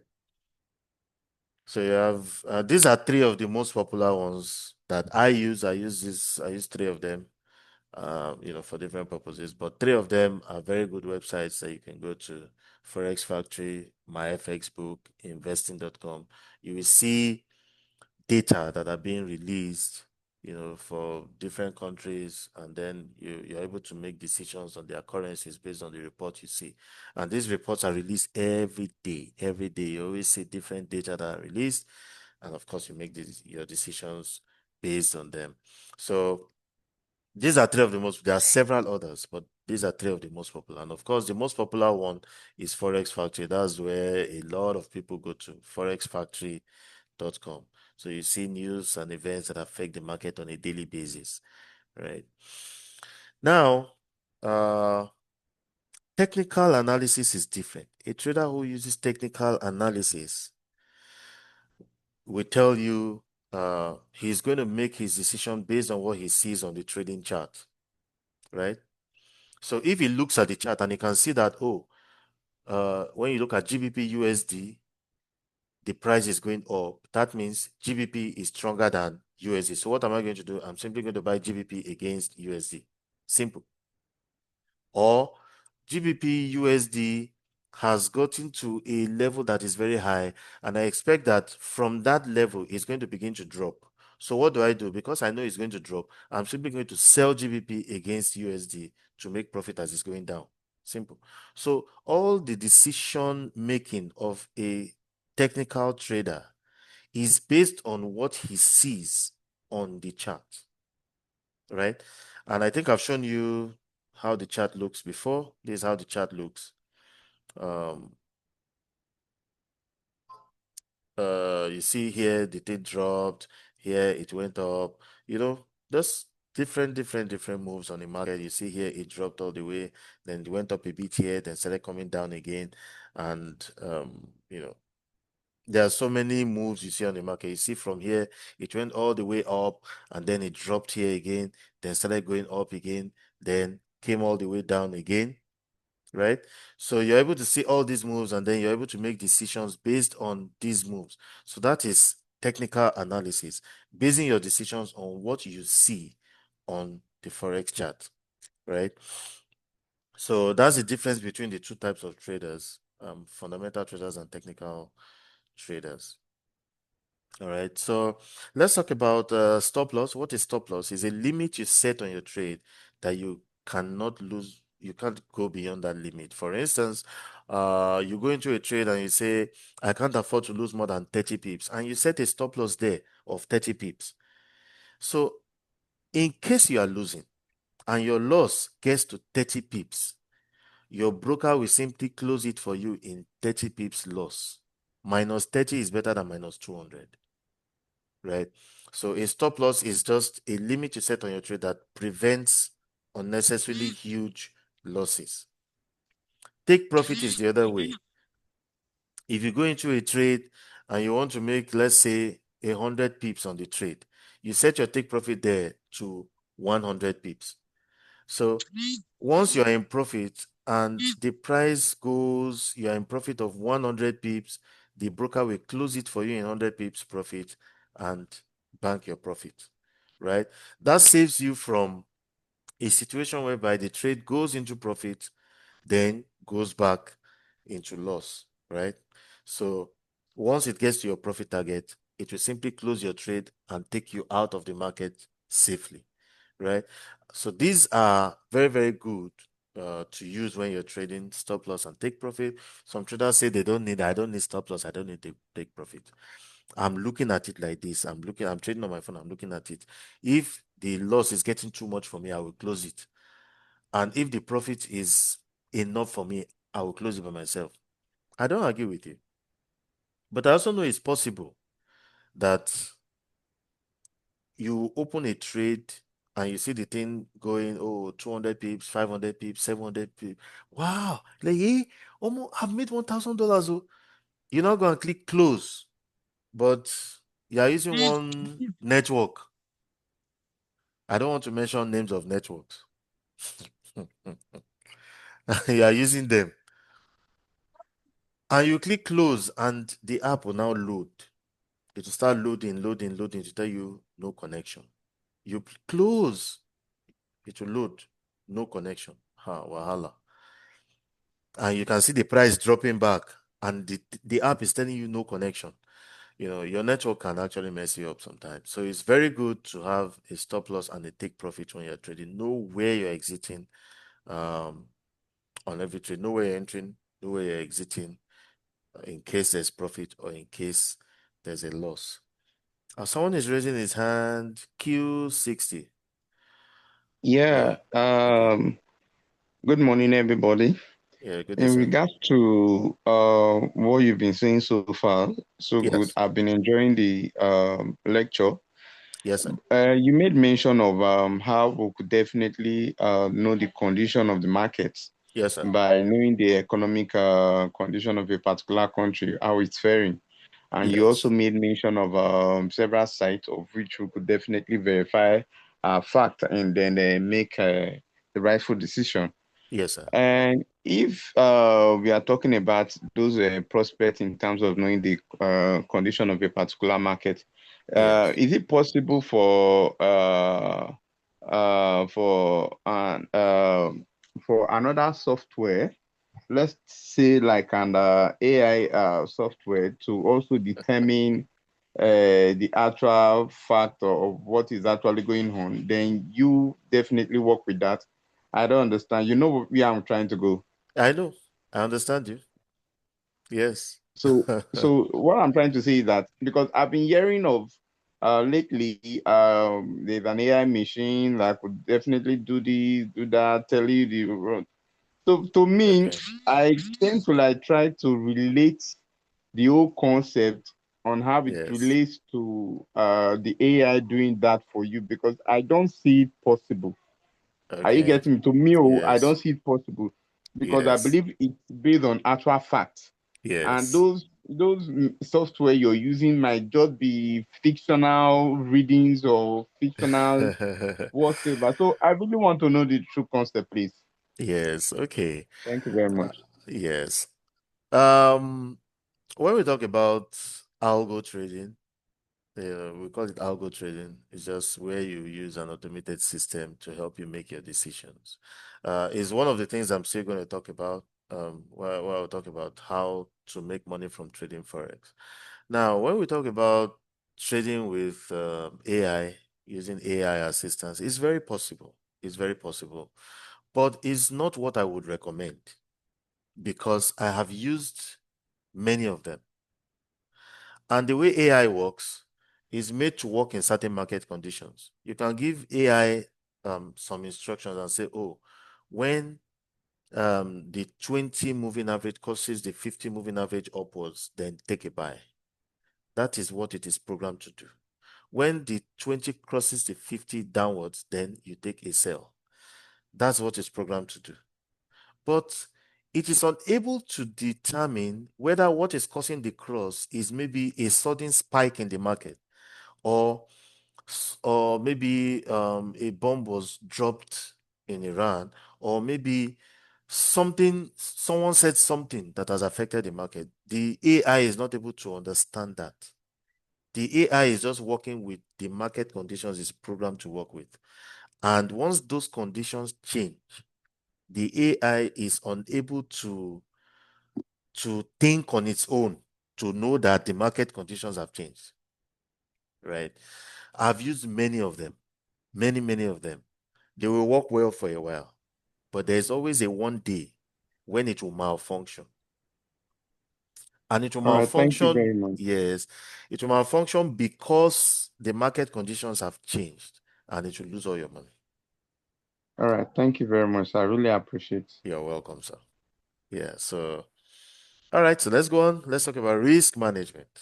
You can either trade conservatively or aggressively, depending on your risk appetite and your trading goals.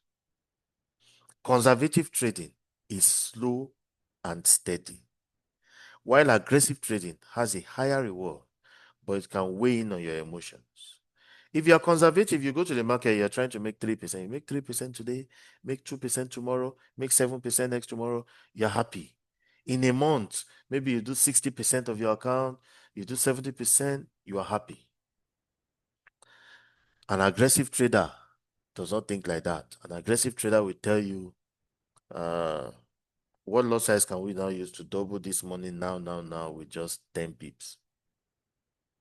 You understand? So the way a conservative trader thinks is let's make money gradually. But an aggressive trader, let's make big money at once. Right? So know yourself and know your risk appetite before you determine how you want to approach the market. Right? As a beginner, I would always advise you to start conservatively, and of course, with time, maybe you can develop an aggressive side. But don't use Forex to determine whether you are conservative or aggressive. Look at yourself in real life. Are you conservative or aggressive? If you are aggressive in real life, when you come to the Forex market, you can go aggressive. If you are conservative in real life, when you come to the Forex market, don't try aggression because it can give you BP, right? You'll be trading and your heart will be beating very fast because you you put $500, you're raising minus 120, your heart is beating minus 240. Yeah, half of the account has gone. Man, how long do you want to do that? So it's always good that if you're conservative in real life, stay conservative when you come to Forex trading. Right? Me, I'm a conservative person. In real life, I'm conservative. But over time, I've been able to develop an aggressive side as well, right? I trade conservatively. I also trade aggressively. In fact, I have multiple accounts for different purposes, actually. So there are some that I trade aggressively on. And when I trade aggressively, whatever I have in the account is an amount that I know I'm willing to lose, right? So I put the money in my account, I close my eyes. I'll show you some of them. I'll show you some of them, where I did something like that. And of course, the time I wanted to, my wife wanted to travel somewhere and I needed to give her funds in pounds, actually. So I just thought, okay, what do I do? I don't want to take this money from her. I don't want to spend from my pocket. So what I did, I put some money in the account and then I just traded it and I made 10.7 million. It took me about 6 minutes to make that money and then I just converted to pounds and I gave it to her and all of that. So sometimes I do those things. I could be aggressive sometimes, but I could also be very conservative as well, right? So um, know yourself and know your risk appetite before you determine how you want to approach the market. Now, how do you make money from the Forex market? Personal trading. Personal trading, that's where you are responsible for your trades. You determine the pair you want to trade, you determine the lot size you want to use, you determine where you are putting your stop loss and your take profit. You are the one in charge. You are the one that determines everything about that trade. Personal trading. And that's why we're here. We teach you how to trade. Some of you have gotten, trading signals, and all of that.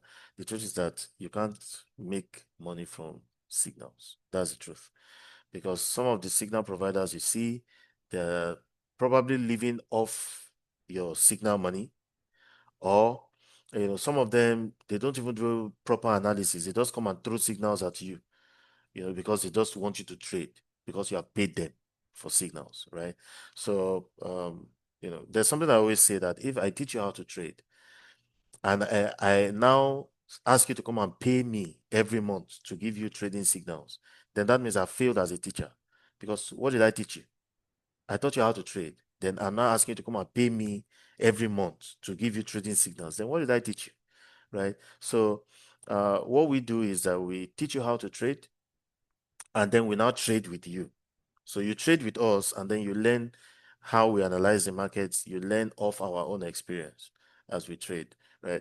So what we have is a mentorship community. We have a mentorship community. All our students that go through the academy, we put everybody on the group and we trade together every day, right? So even the students themselves can bring setups and, oh, I'm seeing this opportunity. What do you think about it? And then we're able to say, oh, yeah, this looks good. Or we can say, no, adjust this line a little bit so that you can get something more accurate and all of that. We're able to guide you, right? Because we're trading together. When I take trades, I come to the group, I put the setup there. I say, guys, I'm seeing this on gold. So let's take a buy. Everybody takes a buy, everybody makes money. We just make money as a group, and it's free for life. We don't charge you for mentorship, signals, and all. We don't charge you for all of that. We trade together, and it's free for life. Some people have been on that community since 2018. 2018, 2019, 2020, when there was COVID and all of that. There are some people that have been on that group since then, and till tomorrow, we still continue making money. And there's something I always say, that there will never come a time that I'll start charging you for mentorship. Mentorship is free for life. We don't charge you for mentorship. So we teach you how to trade. Personal trading, you will generate your own signals, you will generate your own setups, you know what to do at every point in time in the market, right? Because we teach you how to trade. Now, there's also what is called copy trading, where you link your account with the account of another trader, right? So you go to the platform, you just say, oh, this guy, you look at his trading history, you're able to say, oh, this guy is a very good trader. Let me link my account with his account. So you put money in your own account, you link it to his own account. He doesn't know you, you don't know him, you don't have access to his money, he doesn't have access to your money, But when he goes to his own account and clicks buy gold, the system will also buy gold on your own account. Once he closes his trade, the system will close your own too. If he makes 10%, you make 10%. If you double his account, you double your account. If he loses all his money, you also lose all your money. So, yeah, whatever happens to his account will happen to your own account, right? So the system just mirrors his trades on your own account. But some brokers allow you to use what we call stop loss on your copy trading account, whereby you say, oh, I don't want my loss to go beyond this limit. So in case the person I'm following is losing more than this, just disconnect my account from him. You have those kind of services too from the brokers. Algo trading is also another way you make money too. We've talked about that, where you trade with AI. You use assistance from a software to help you make your trading decisions. But like I said, I personally don't recommend it, because those things, they can fail. And when they fail, man, it's usually not nice. They will lose all your money, right? So how do we help you to make money from the Forex market?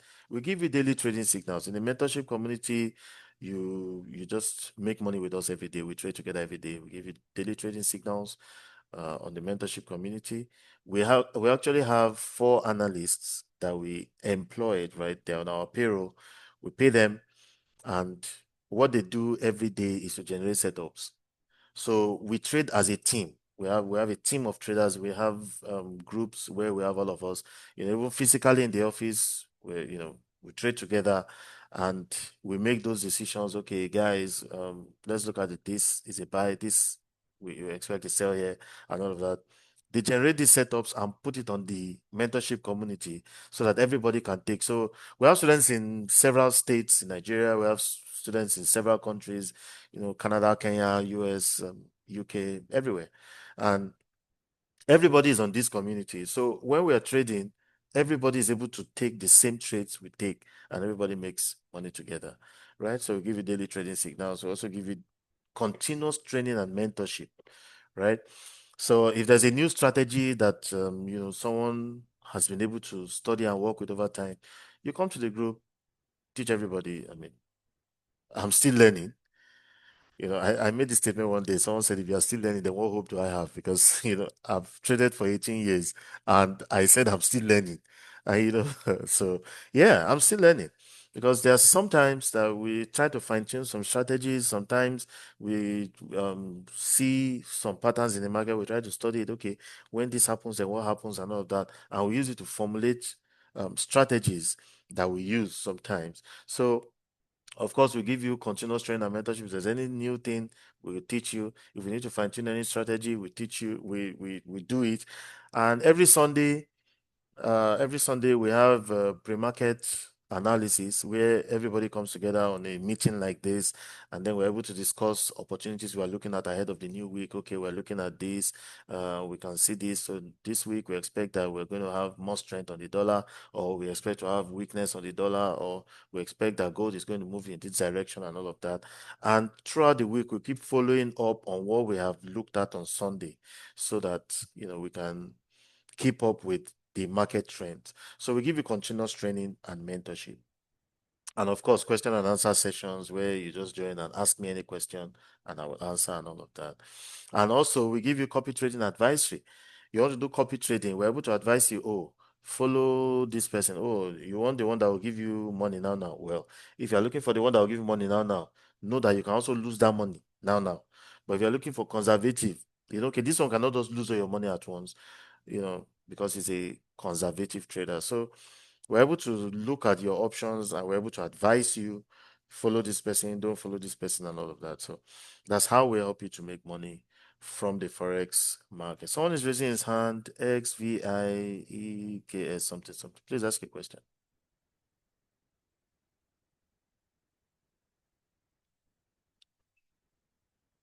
Are you muted?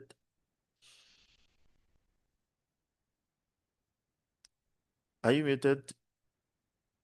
XVI something. No, I'm not seeing that Okay. on the screen anyway. Yes. Okay, so Yeah, good day, sir. okay. I think this is my first time being on your training, and I also like the way you teach everything. So You're my welcome, sir. question is that for Yes, those sir. that are beginner, Yes, sir. is it like most of them when they do start, they want to start aggressively. So which they do call it is like they will say trading is a scam. Yes. So is it advisable like for someone that is a beginner on the trading, like to start copying trading Copying. signals from other people, yeah, to start copying signals, which at the long run, maybe they might end up losing money, maybe due to lack of patience. So they'll say it's a scam actually, because most people, when I do ask them, I'm having an interest in trading, they'll be like, this is a scam, it's a scam that they rather gamble or do and everything. So, Oh no, they they'll rather go try agam. so and again, aside from that, also like I had friends that maybe even when they've gone for like let me say someone like Tony Sniper class, maybe after that, maybe they want to start feeling like they'll keep on losing money to the point that they'll still be losing interest. Like they'll not be like, because some of them bought Profem just when they finish, maybe they just start. And at Yes. the long run, they end up crashing or maybe losing a lot of money. So they'll say, this thing is very hard. Though. But at the same time, do you recommend like for someone like as a beginner to start aggressively, because even most of them when they do start aggressively they will not know that like they don't just have that discipline like the way someone just say it takes Yeah. time, and again you need to know the kind of lot you use both with your piece. So most of them they don't try to understand that most of it. And to be honest, this is my first time of being on your class and I've gained a lot. So I want to know what's the advice I giving Yeah. to us For as a beginner. beginners. That's what I'm thinking. Yeah. Okay.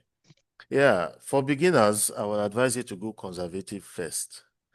And I think the reason why many people go into Forex and start aggressively is because of the mindset they have about Forex. They have shown you Ferraris and Range Rovers and all of that. And people come into the Forex market with the aim of also buying Ferrari and Range Rover within 1 month. It's just because of the way they've sold Forex to you. But the truth is, Forex involves a lot of learning. You know, the focus should be on learning and being able to make good trading decisions. Once you're able to make good trading decisions, the rewards will follow. You see, I was there before, right? I started trading in 2008. In fact, when I started in 2008, I said I will not start with a demo account. I started with real money. So the first time I was clicking buy, it was on real money, right? And I remember then my father got his gratuity, right? And then he traveled out and left his ATM with me. That account suffered, right? I will go to the account, withdraw money, blow it. I will go there again and withdraw another one again and blow it and all of that. Meanwhile, he just left it with me that, okay, maybe in case he needs to transfer money to some people, he will just tell me and then I'll withdraw the money and help him transfer it. But man, I was using it to fund the account and I lost a lot of money. Up to the time I was even working. I worked with a financial institution. I resigned in 2017. I was head of operations in South South. Then, even while I was working, I was still blowing my salary. I would take loan, I would still blow it again. Why? Because I believed that I could just make sudden money. Not until 2015 when I got a mentor who taught me, I got 4 mentors actually who taught me Forex properly. So when I came back to the market, I was seeing everything new. Like I began to see things that I never knew before, and I got to understand the market better. And then I started growing as a trader. That was in 2015. By 2017, I resigned from where I was working. The month I resigned, I made more than 20 times my salary. The month I resigned, right? Because I was able to grow over time. But many traders today, they just, someone came to my office one day in Benin City, and then he was saying, why don't you people show us lifestyle? I said, if I show you lifestyle, am, am I helping you? So I do a lot of travels. Right? But you will never see any of those travels on our Instagram page. You will never see it. But you see some, when they're at the airport, they're already snapping at the airport. They're already, just to show you something so that they can sell courses to you. But we don't we don't need all of that. We don't have to pay anybody. We don't have to show you lifestyle, or anything. As I speak to you, I'm not even in Nigeria. I'm in the US right now as I'm speaking to you. The time here, what's the time here? The time here is 6:12. Can you see it? This 6:12 a.m. This 6:12 a.m. Can you see it? I started this Yeah, I can training see. by 4 a.m. I'm in the US. But when you go to our social media, you will never see me walking on the street of US and doing videos and all of that. I don't do it, right? Because I'm teaching you how to trade. I'm not here to pepper you and fire you up so that no, we don't need all of that, right? So it's just down to the way traders have been educated to believe that they can make sudden money in 1 week or in 1 month and all of that. So my advice to you is, please come into the forex market, stay conservative, and focus on the knowledge, focus on gaining knowledge and making good trading decisions. The money will follow, right? There are some times that we can go aggressive. I will show you some videos. There are sometimes I go aggressive with my students. I will invite them, come to the office and trade with me. And sometimes I even call them on a meeting like this and say, guys, we are trading together today by so time. And then we all come together on the platform and I see one nice opportunity. I say, guys, go in heavy. Go in with big lot. Buy. Everybody will buy and you see the profits people will make. Once in a while, yes, we do that. But day-to-day trading, I will advise, stay conservative. I hope that helps, sir. Thank you very much. You're welcome, sir. Okay. Mr. Hamed. I'm seeing Hamed. Hi, Hamed. good day, everyone. Yeah, good day, sir. I will ask my question, Yes, but sir. I want to add to what you just said to the person that just raised his hand, Yes, that you sir. just answered to him. Yes, sir. Bro, I think XUV or XAV or something like that name. I've known Mr. Samuel Odunami. Actually, he's not my family, but he's my brother. Wow. I've known him for like 2020. Really? He's not the kind of, yeah, don't worry, bro.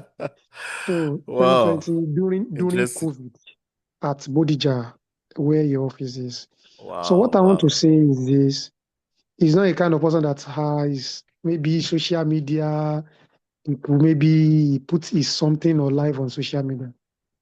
If anybody can be conversant with you very well, or maybe you talk to them, or maybe the way you handle your things, that person will know that you have already traveled a lot, especially during Nations Cup or maybe World Cup. Wow. So Wow. yeah, I know that one is very sure. This So one my knows me own, well. yeah. My own question Wow. goes thus. Yes, sir. I've been following you Yes, sir. and I never engaged myself into your mentorship program or maybe registered or another thing. Yes, sir. Because a little one that I gain from here, I normally think, okay, I can stand on my own. But at the end Okay. of the year, I now found that Forex is not like that. Yes. As you are learning, you learn every day. Yes. So don't think you know everything in Forex. Yes.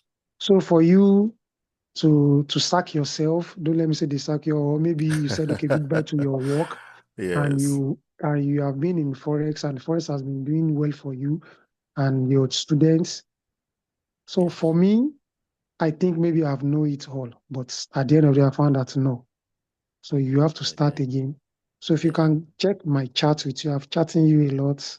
That Oh, let me start basing. Yeah, I will still send the message to you so that you can know the okay. person Please that is do. talking to And you. let me know you are the Yeah. one that is saying this here. Okay. Okay, I All will, right. I will, All right. I will. So joining your mentorship, I think this is a right time for me. You Nice. have been Nice. disturbing me on this, do this, do this. But what I learned this Wow. morning, is I don't know your mentorship is up to that. Okay. Maybe by coming together with your people and at least you dictate how trade is going to be on that day. I Yes. think it's good Yes, we because do it. a tree cannot run a forex, Yes. definitely. So coming together, what you see, maybe some people will not see it. And what another person see, maybe you self as a mentor, you will Yes. not see that. So I will chat you. So I implore Okay. everybody. Please do. Is a complete legal person.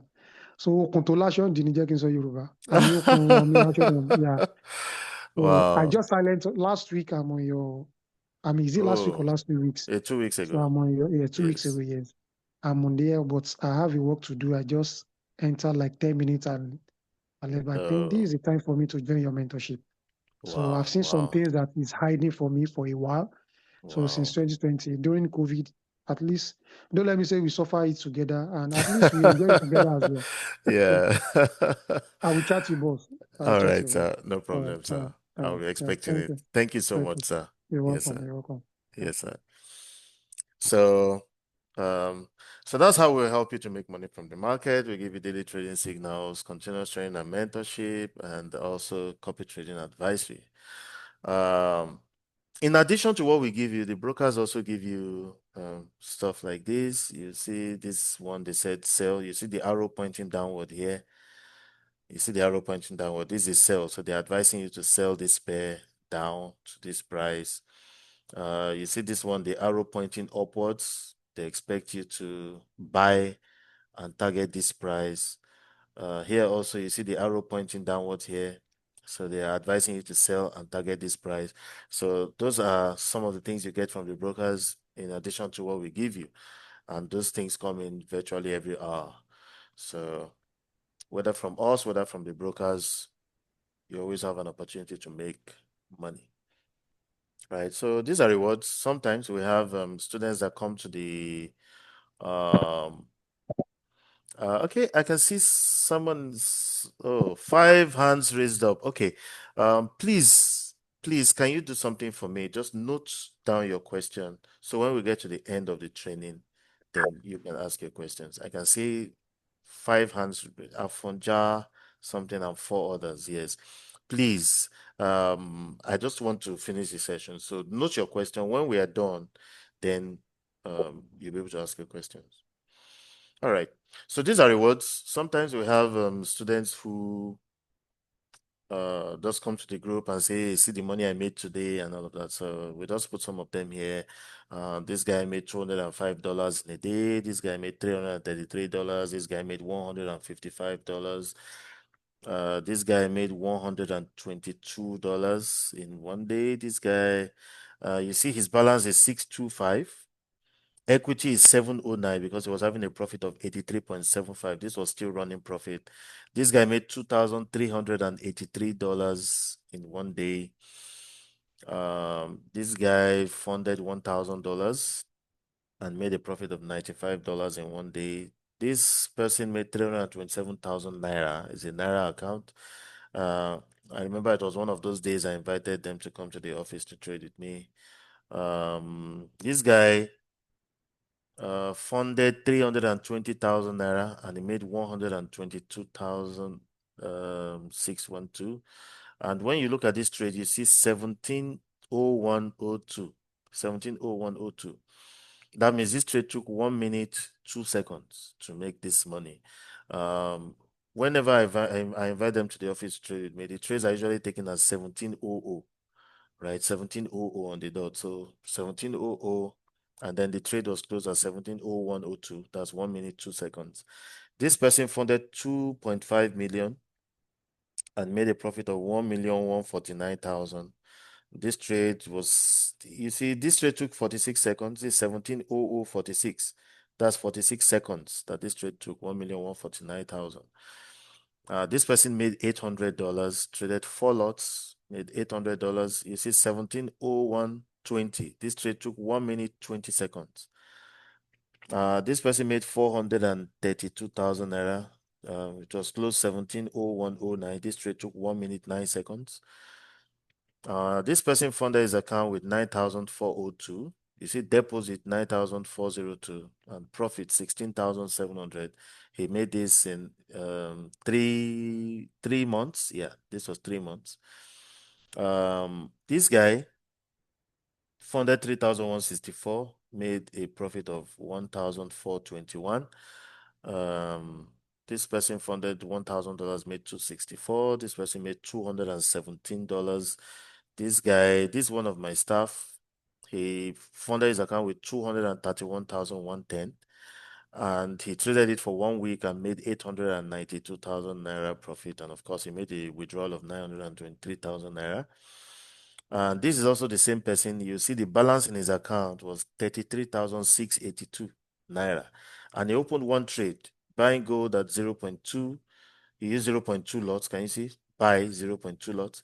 And he was making a profit of 253,000 naira on a 33,000 account. And of course, you see equity. Where's that thing? Of course, you see equity showing 287,000 naira.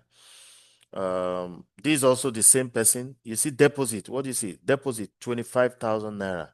What do you see? Profit 1,280,000 naira. Withdrawal 1,022,000, and of course his balance was 282K. I remember that time he told me he was doing a challenge and he wanted to grow 25,000 naira to 15 million naira, and he actually was able to accomplish it. He was able to achieve that. But along the way, of course, there were some losses he had. So he was going to, every time he made profit, he was withdrawing. So the time he would lose the capital, then he would put some money back again and grow it again. But all the plus and minus, he was able to grow it. I think it took him 4 months. 4 months, yeah, and he was able to do 25,000 naira to 15 million naira. This is my personal account.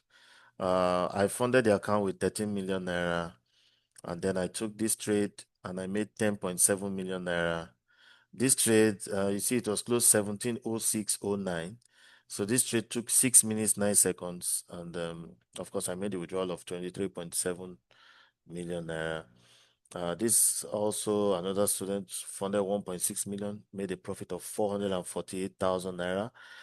This guy funded 1.2 million, made a profit of 685,000 naira. This guy funded 3 million, made a profit of 1.5 million. This is also my personal account. I made a deposit of $5,000 and I took a trade with 7.5 lots and I made 3,202.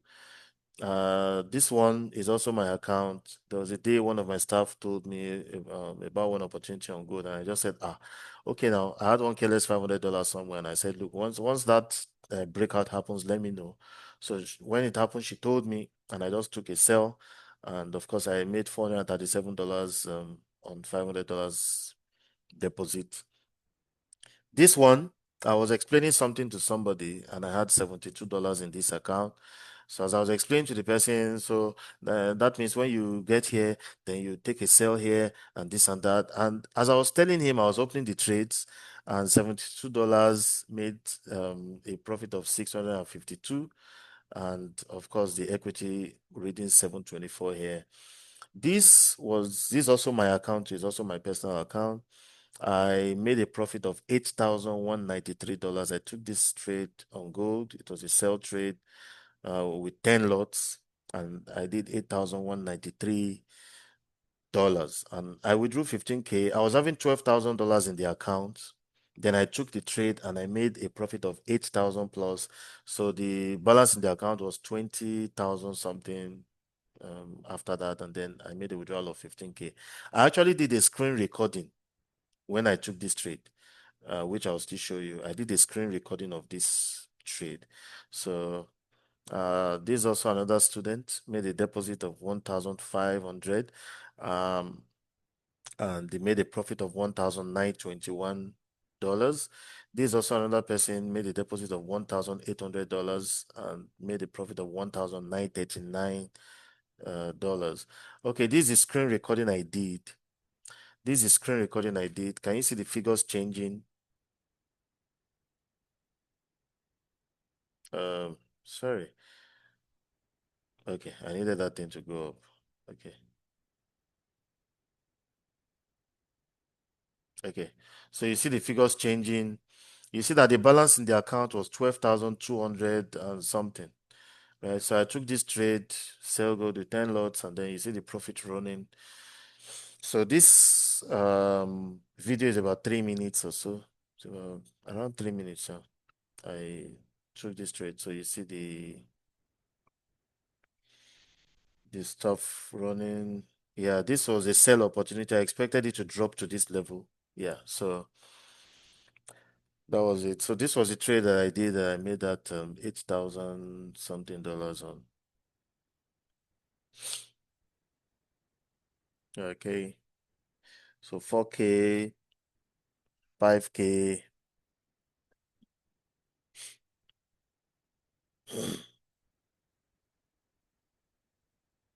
Uh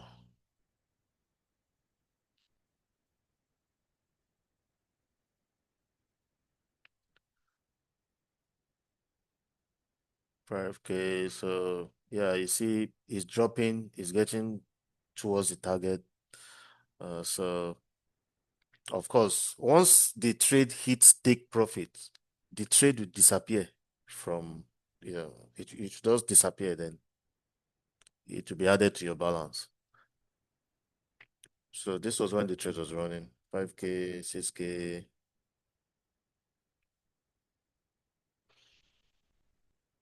7K.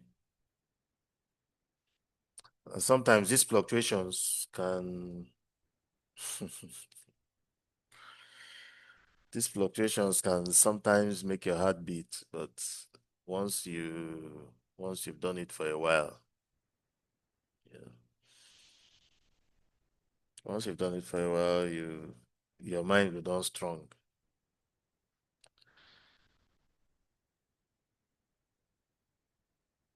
What's going on here?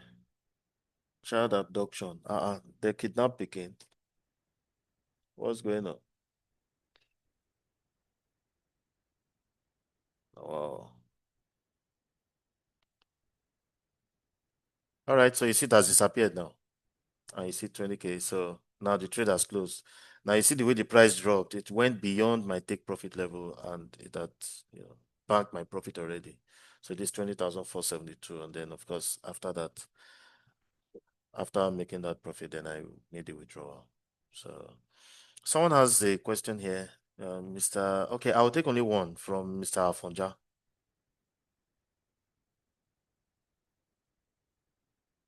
Mr. Afonja, please unmute yourself and ask your question. Thank you so much, Mr. Abdulami. You're welcome, sir. And I think this is very, very insightful and very knowledge-packed for me. I just started Forex trading and training sometimes last year. Okay, sir. And I think the journey has been full of a lot of challenges, but a lot of learnings as well. Yes. But what I listened to today has been very, very different from what I've had before. Wow. Everything about the way you're doing it and your ideas, your policies are so unique and different from Wow. what I have learned from other people. And I must tell you, because for the sake of other people, this is the first time I'm seeing a trader who is professional and who also wants other people to learn and to learn so much that they can also make so much money. You heard about mentorship is for a fee, from all I've learned. You heard about copy trading, you heard about all of that, but I've never heard in any of them where somebody is so willing to impart knowledge, and not just to impart knowledge, to make sure that people can actually learn and make money. Wow, thank you, sir. I know some other people do trading with their leaders and things like that, but again, the way you are doing yours is so different, and I really want to thank you for that. Thank you Because this very is much, different. sir. Thank you very much. Just take it from now. I'm already your student, and I want you to. I want you to be. I want you to also mentor me. Yes, I'm based in Lagos, Yes, sir. and I'm not a young man, but I Yes, love forex trading, and I really want to be a guru in it. Wow. That's my Nice. mission when I started. Nice. My question again is, I've heard about compounding. Okay. I Yes. don't know how that works in this case. Okay. How do you? Because I understand compounding makes it even more big, make it bigger. Yes, compounding makes it There's bigger. Yes. there's a method to it. Yes. If you can shed light on that, that would be really very helpful. Okay. I have lost a lot of money in an attempt to do this, and the one that the one that happened recently is so very painful because it's lost a lot of money, and it's lost it within 30 minutes. Wow. Yes. Was it gold? My question was gold. It was gold. Yeah, It was it's gold. good. I'm a fan of yes. I'm a fan of gold. Yes. I actually focus on gold, but now I'm trying to also go into one other asset and maybe BTC for weekends. Because BTC I mean, is you can't also put all. weekend. So it's weekend. So and it's wicked because the value is so huge. Yes. So I want you to really go really deep to give us the basics. I can see all the things you are posting. They are really very appetizing and very stimulating. But again, I know that in forex trading, your psychology, your emotion is the most important thing. Yeah, it's a whole lot. And you have to manage it because sometimes you have to count your losses. Yes. When the trade is moving against you, you don't wait till when everything is finished. I mean, just take whatever is left and move on from there. Yes. So that's what I've been doing. But in the after the last one that happened, I lost another $300. I lost, which happened about 4 days ago. And that is why I was very inquisitive in actually finding someone who can actually mentor me and actually train forex. Because you hear a lot of sweet things about forex from other people. When you go to the nitty-gritty of it, not many of them can actually give you the stuff to give you what you need to be able to be a guru. I want to be a guru in it. I want to make real money from it. Yeah. I'm a little bit in between, not too aggressive, not too conservative. Okay, sir. But I like taking risks. I like taking risks, but calculated risks, though. Yes. So I want to know how this journey can work. Work in a way that we will learn from you, we will practice it, we will be able to make money from it. I've done a lot of demo training. All along, I've been doing demo training. But my question is demo actually a real account? Because I've grown an account of $3,000 in one day to $6,000 in one day.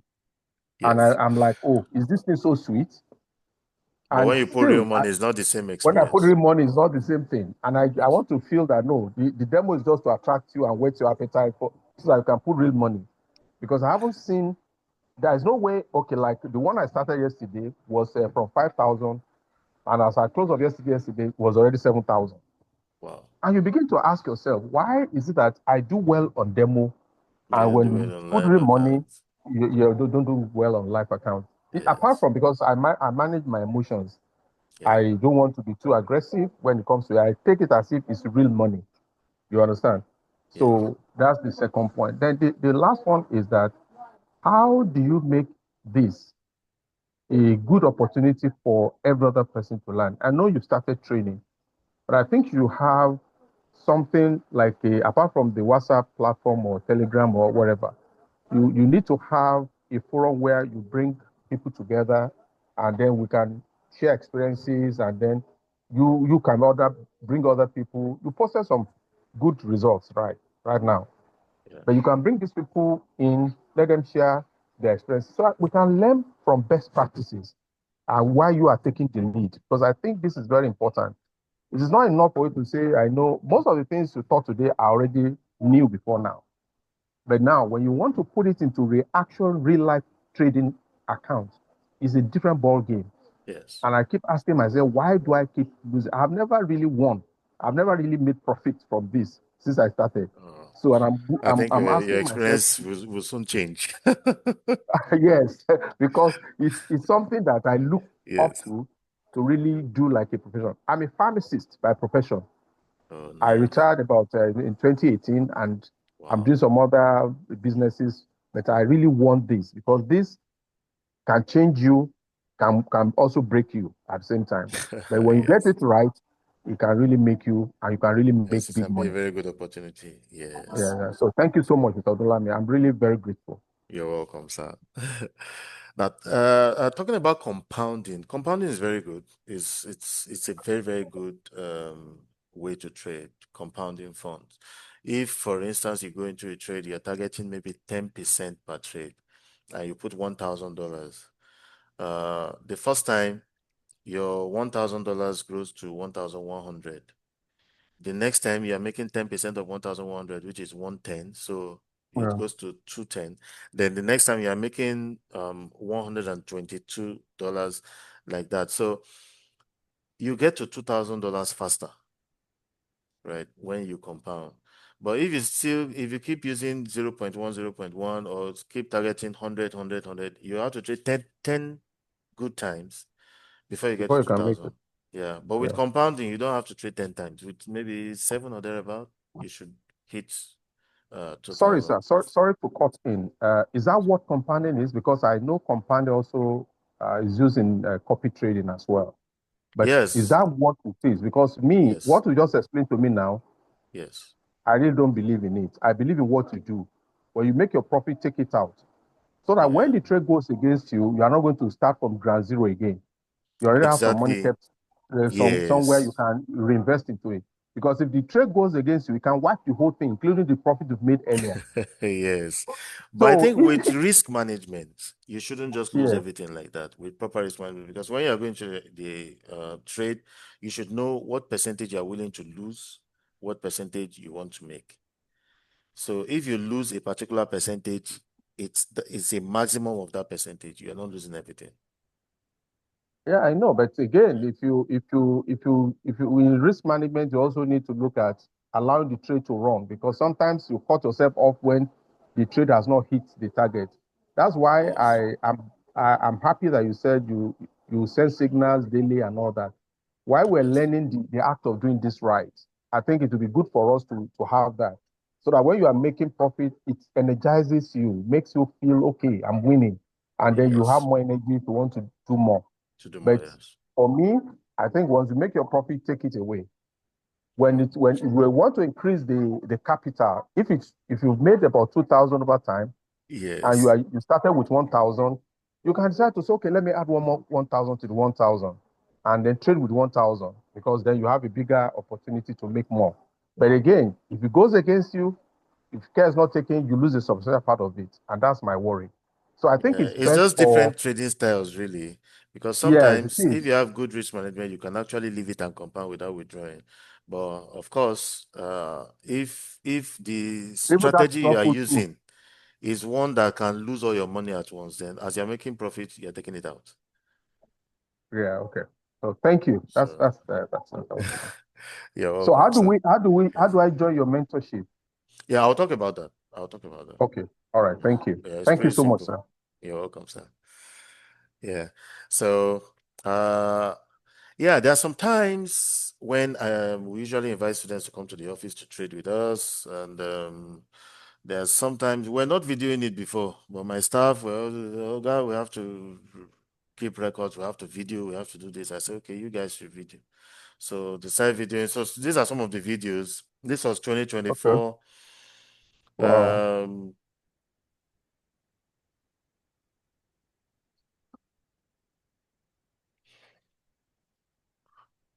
So this was Benin, 368K, Wow.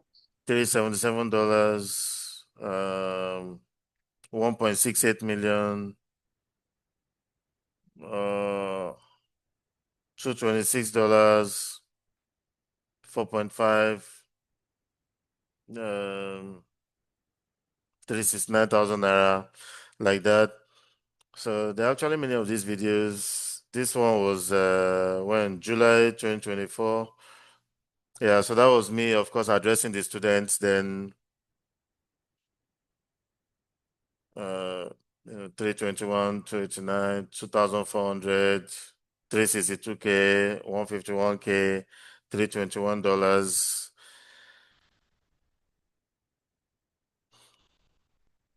And yeah, it's always it's always nice with share hugs and all of that. So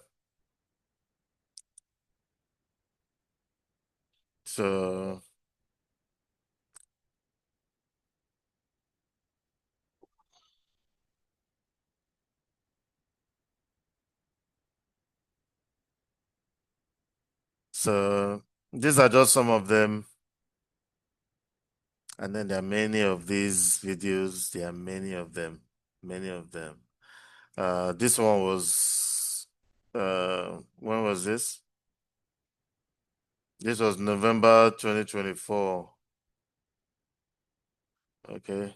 This was these are some that we did in 2025.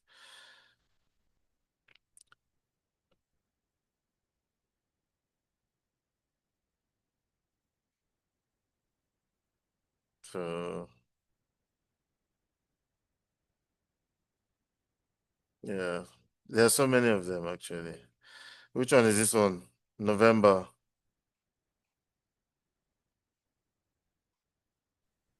Yeah, but sir, please, is there any Yes, class you're going Benin. to teach us how to actually use the apps? Yes, we'll do all of that. Is it So today or another 1,005. time? No, that will be in subsequent ones. Okay. $3,500, 10,620, $249, $800. I remember in December. Okay, this was December when I said they should come and make Christmas money. So something quick for Christmas. This was December 19th. So that was me in Ibadan office, and we always connect all our offices together. You see it on the screen. So everybody's connected online.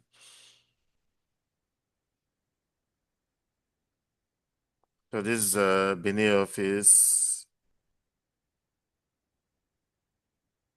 1,742, $1,528, 1,590, $170, 519, 842, 138, 4,976, 842, 1,890, $17, $36, 2,435, 8,307, 3,926, 9,792, 1,859, $372, $876, 2,190, $76, and is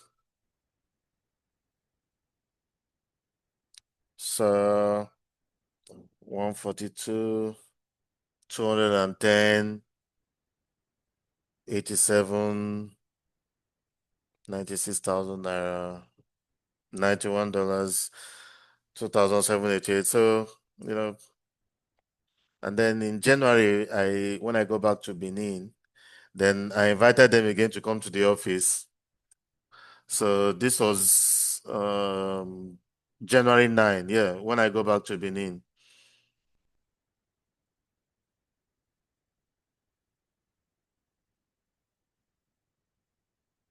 So this is about the office. And trade in progress. So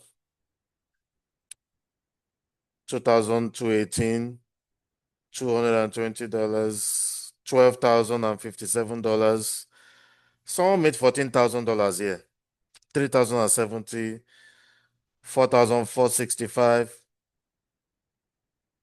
356, 1,109, 14,052, yeah. 7,980, $142, 10,863, 1,738, 6,460, $891, 1,952, 852, 10,545, 5,563, 885, 4,065, 4,709. So it's always, yeah, everybody's happy. 4,930, so many of them like that. So this another one again. This was February, Benin City. So it's always, the videos are many. So that's just when I invite students to come to the office, we trade together, we make money together, and everybody is happy.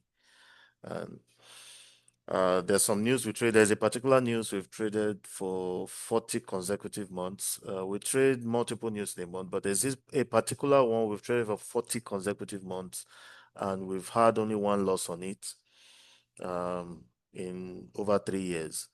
So, and that was about 2 months ago or so. I think that was it 2 months ago, 3 months ago? Yeah, when the news didn't go well, and okay, then last month it did well. We've traded it this month too, and it did well as well. So, multiple times in a month we come together to trade and we make money together. So, those are just some of the videos that show how it goes when we trade.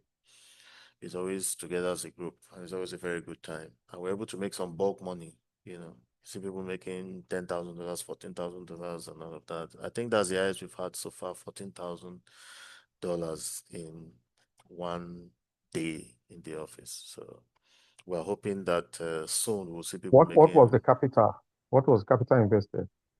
the The capital is $14,000. that means he was having about for him to make 14, that means he was having about 20 something thousand dollars in his account. Okay, because it has to be huge.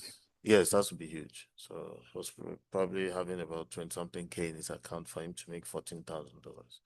So right. So that is it. So now this copy trading, this how it looks on Xnest. We were using Xnest for our copy trading before. We also had a copy trading account before, but Xnest has stopped copy trading now, so they no longer offer copy trading services. So this how it used to. This how it looks. You see the number of investors that are following a particular trader. You see the fee. The fee is a profit sharing. He will share profit with you, right? And then you see the return he has made over time. So, those are the things you see, and then you decide, okay, you want to follow this guy and all of that. This was the copy trading we had. From December to January, we did 23% in 1 month. In 3 months, we did 106% profit.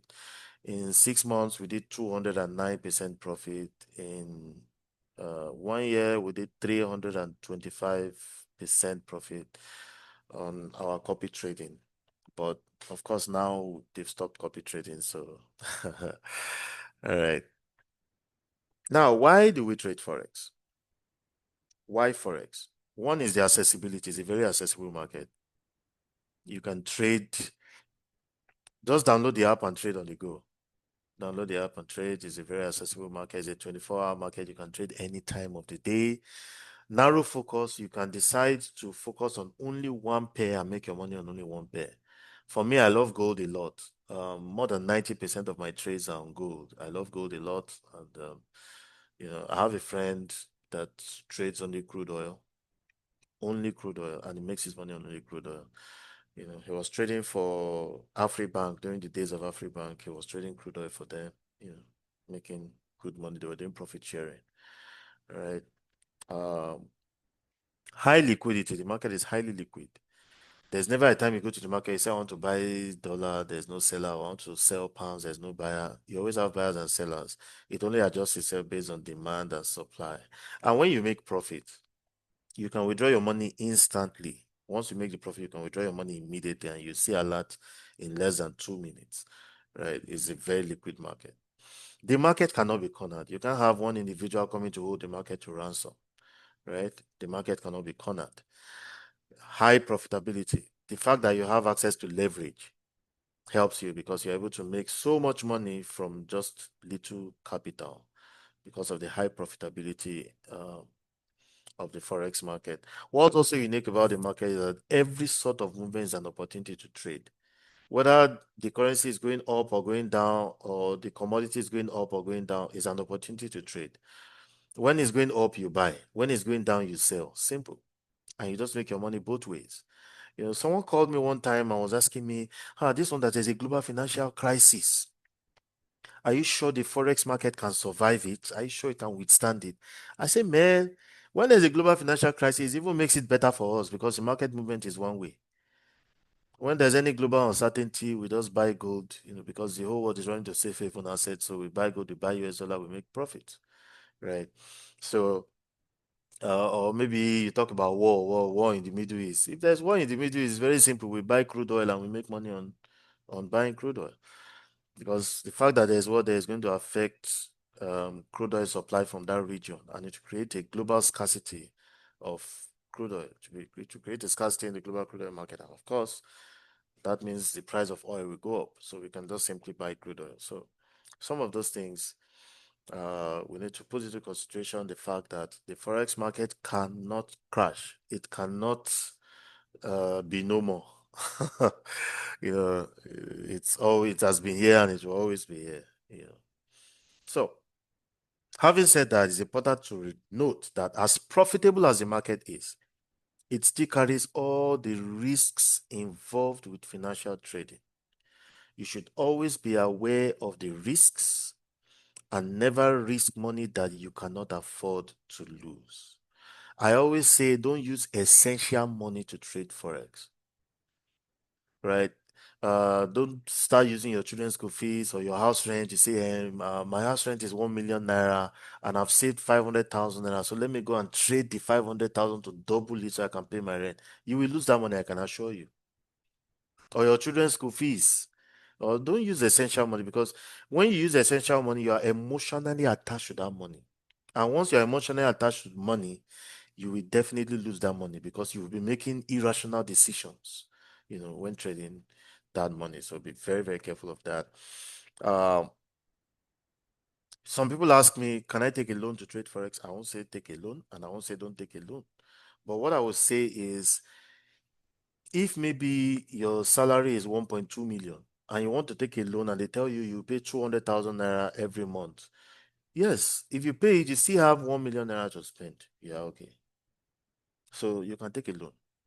But if you go to Lapo and go and collect Lapo money and say you want to come and use it to trade, I can assure you that you will lose that money because you will be trading with emotions because you are emotionally attached to that money.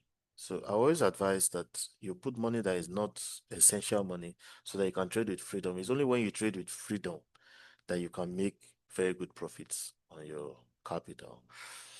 All right. So there are 8 most traded currencies in the market. We have US dollar, USD. We have EUR is Euro, GBP is British Pound, JPY is Japanese yen, CHF is Swiss franc, CAD is Canadian dollar, AUD is Australian dollar, and NZD is New Zealand dollar. These are the 8 most traded currencies in the market. There are several other currencies traded, like the Chinese yuan is CNY, Norwegian krona is NOK, Danish krona is DKK. Like that, we have many currencies, Turkish lira, TRY, and all of that. The only African currency in the forex market is South African rand, which is ZAR. Our beloved Nigerian naira is not tradable in the market, so you won't see naira there buy and sell. No, is the only African currency there is South African rand, which is ZAR. So before you place a trade, Identify the pair you want to buy or sell. Are you going on Euro, US dollar? Are you going on GBP, AUD? Which pair do you want to buy or sell? Then after that, you decide on the initial trade size in lots. How many lots are you trading? Are you trading 2.4 lots? Are you trading 5 lots? Are you trading 20.2 lots? How many lots are you trading? Then where are you putting your stop loss? Where are you putting your take profit? Decide all of that before you open the trade. If you don't know where you are exiting the trade, don't go into the trade, right? Only go in when you know where you are exiting. Know the limit of your loss, know the limit of your profit. Don't go to the market and just trade indefinitely. Some people will just open a trade, they don't have any take profit level. They just expect it to go. You hear something like, when it gets to a good level, I will close it. No, you should have a target. Know how many pips am I targeting on this trade? How many pips am I willing to lose on this trade? It should be well defined before you open the trade, right? So the quest for volatility, the market is open 24 hours a day. But what are the best times to trade? Not all hours are good for trading. There are some hours where you can go and catch some big moves. There are some hours where the market is slow and maybe you can do some scalps and all of that. But there are some times where you can pick some runs on the market. And I'm going to show you some of them. Now, when we look at these times, this is a 24-hour time table, and these are GMT times.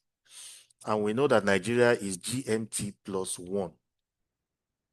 So we look at London now, for instance. London opens 8 a.m. GMT. 8 a.m. GMT. And it closes by 5 p.m. GMT. Nigeria is GMT plus 1. So that means London runs from 9 a.m. to 6 p.m. Nigerian time. It is 8 a.m. to 5 p.m. GMT, but based on Nigerian time, is 9 a.m. to 6 p.m. Nigerian time. New York runs from 1 p.m. GMT to 10 p.m. GMT. That is 1 p.m. to 10 p.m. GMT. So GMT plus 1, which is Nigerian time, is 2 p.m. to 11 p.m. Nigerian time. As New York is closing, Sydney is opening. Sydney is Australia. So when Sydney opens by 10 p.m. GMT, Sydney will close by 7 a.m. GMT. So it runs from 10 p.m. to 7 a.m. GMT. That is 11 p.m. to 8 a.m. Nigerian time. And then Tokyo, which is Japan, opens at 12 midnight GMT and runs till 9 a.m. GMT. That is 1 a.m. to 10 a.m. Nigerian time. So, what are the best times to trade? London session is the busiest. So when you have London overlapping with any other session, it's always a period of high volatility. And where do we see that? If you look here, you see this 1 hour period here where you have London and Tokyo overlapping. This 1 hour period here, where London and Tokyo overlap. This is 8 a.m. to 9 a.m. GMT. Going by Nigerian time, it is 9 a.m. to 10 a.m. Nigerian time. So in the morning, if you want to catch big moves, you want a period of high volatility, then you are targeting 9 to 10 a.m. Nigerian time. Another period of high volatility is this 4 hour period here, where London and New York overlap. These are two of the biggest markets in the world. London and New York overlapping here. This is 1 p.m. GMT to 5 p.m. GMT. 1 p.m. to 5 p.m. GMT. That is 2 p.m. to 6 p.m. Nigerian time. So if you want to catch some good moves in the afternoon, you target 2 p.m. to 6 p.m. Nigerian time. So the two periods that we can look at for high market volume is 9 to 10 a.m. and 2 to 6 p.m. Nigerian time. Right? Those are the periods when you can catch big moves on the market, right? So that is that. So you can plan your trades accordingly to fit into these periods. Now, outside these periods, you can also have good movements, but they are not going to be as heavy as the moves within these time frames. When you're trading outside these time periods, it's only good for those who are using big lot because you are going for fewer pips. I mean, within these periods of high volatility now, you can go into the market, you catch 100 pips and go 200 pips and go 300 pips. Sometimes gold can even give you 1,000 pips within this period, right? Especially in the afternoon. That afternoon is very, very good. High volatility. But if you're trading outside these periods, you may not really see that push in the market. That's where some of these scalpers come. We call them scalpers, right? There's a trading strategy that's called scalping, whereby you're coming to make few pips with heavy lot size. So instead of you to trade maybe 0.1 during the period of high volatility, you trade 0.1, you target 200 pips so that you make $200. Some people will tell you no. Let's wait for market volume to drop. That's when it's not periods of high volatility, so that they can use one lot and make only 10 pips. If you trade one lot, you make 10 pips, you have made $100. If you trade one lot and you make 50 pips, you have made $500. But if you use 0.1 and you make 50 pips, you are making just $50. So many conservative traders prefer to trade during periods of high volatility so that their small lot can give them plenty pips. While the aggressive ones will come when the market volume is low so that they can use their heavy lot size to make just few pips because the market movement is slower. So you can decide to trade within these periods or outside these periods. It depends on you. The market is always open, it's a 24-hour market, and the price is always moving. But it's only that within these periods, the price moves faster, right? So that's 9 to 10 a.m. and 2 to 6 p.m. Nigerian time. All right, so let's just look at some things here. Habits of successful traders. Number one, your lot size. Okay, habits of successful traders. Number one, be a constant learner. Always be open to learning. Like I told you earlier, I'm still learning. Right? I'm still learning. I'm still always looking out for new strategies. I'm always looking out for new things. And sometimes what I even know before, I'm always trying to fine-tune them. Right? I'm here on my working table, and you see this book here. You see where the biro is. Can you see where the biro is? I'm always writing here, right? So I'm always, trying to fine-tune something or trying to study something or something. So be a constant learner. Knowledge never stops. Develop a trading plan and stick to it throughout the trade. If you open a trade, your stop loss is 30 pips. Your take profit is 100 pips. Stick to it. Don't maybe the trade now is going against you, and then you now say, it's now my stop loss is 30 pips. It's now minus 25. Let me remove the stop loss. Once you remove the stop loss, you have exposed the entire account. Right? So if you know that your stop loss is 30 pips, you are willing to risk 30 pips, leave it on 30 pips. If you hit stop loss, say thank you, market, because the market has only saved you from huge losses. Don't see stop loss as a negative thing. See it as the market saving you from big losses, right? So develop a trading plan, stick to it throughout the trade. Have control over your emotions. I will say once you're in a hurry to enter a trade, don't open that trade. The moment you see yourself that you're in a hurry, buy, then don't take that trade. Right? So have control over your emotions. Have a risk management strategy. There must be something you are doing that helps you to manage your risk, whether by reducing your lot size or by using a maximum possible lot size, stop loss or something. There must be something you're doing that helps you to manage your risk. Practice proper money management, right? And that's where the question even comes in. Where was your reason for trading? Are you trading to make daily money, or you're trading to build capital?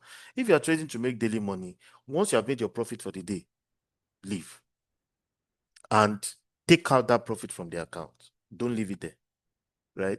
If, for instance, you have $1,000 in your account and you want to trade and make daily profit, you now took a trade with 0.1, you made 200 pips, you have made $200, right? Now your account is reading $1,200. Don't leave that $200 till the next day. Take out the $200. Even if you're not taking it to the bank, move it to another account. Because the next day you come, you want to use 0.1 again to trade. But if your account is 1,200, then village people will come after you. Village people will come and tell you, you can see that you use 0.1.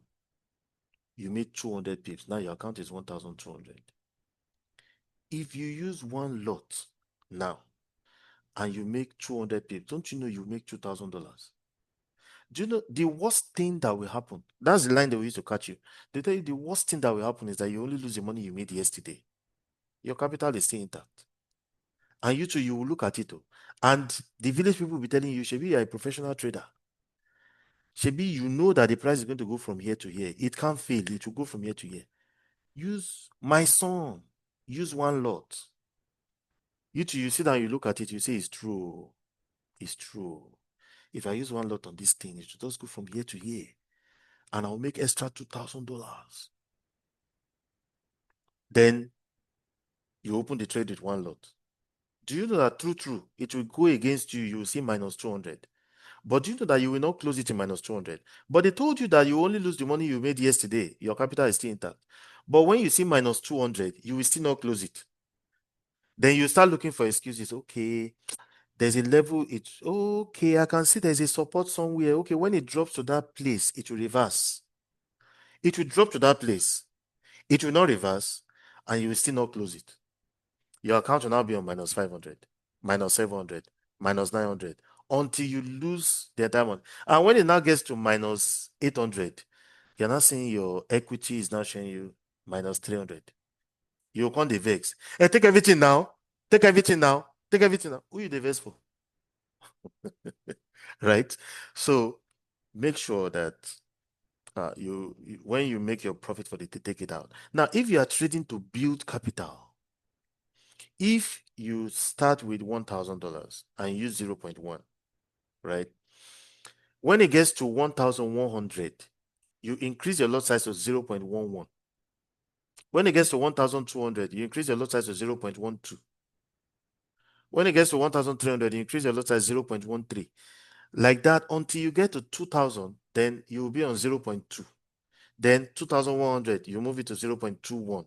You continue changing the lot size according to the balance in that account, right?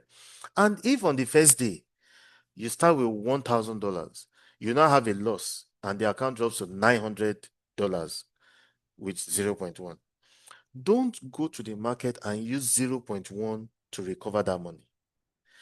You are using 0.1 per thousand, 0.1 on $1,000. It now dropped to 900, right? When you want to recover from 900 back to 1,000, use 0.09. Don't use 0.1. You know, some people fall into that trap of, well, since I use 0.1 to have the loss, then I should use 0.1 to recover back. No. Trade according to the balance in that account. If you had $1,000, you use 0.1, you lost, it's now 900. Use 0.09 to grow it back to 1,000. When it gets to 1,000, then you can now use 0.1 again, right? So make sure you practice proper money management. Stick to your trading strategy. If you are using price action based strategy, stick to it. If you are using indicator, stick to it. But the moment you now say, oh, you want to combine the two, price action say buy, indicator say sell, then you now start asking yourself, which one should I follow? Mini, money, more. If you gamble, you will lose the money, right? So stick to your trading strategy. Live a balanced life outside Forex. When you're supposed to pay your rent, pay your rent. When you're supposed to pay your children's school fees, pay your children's school fees. Don't,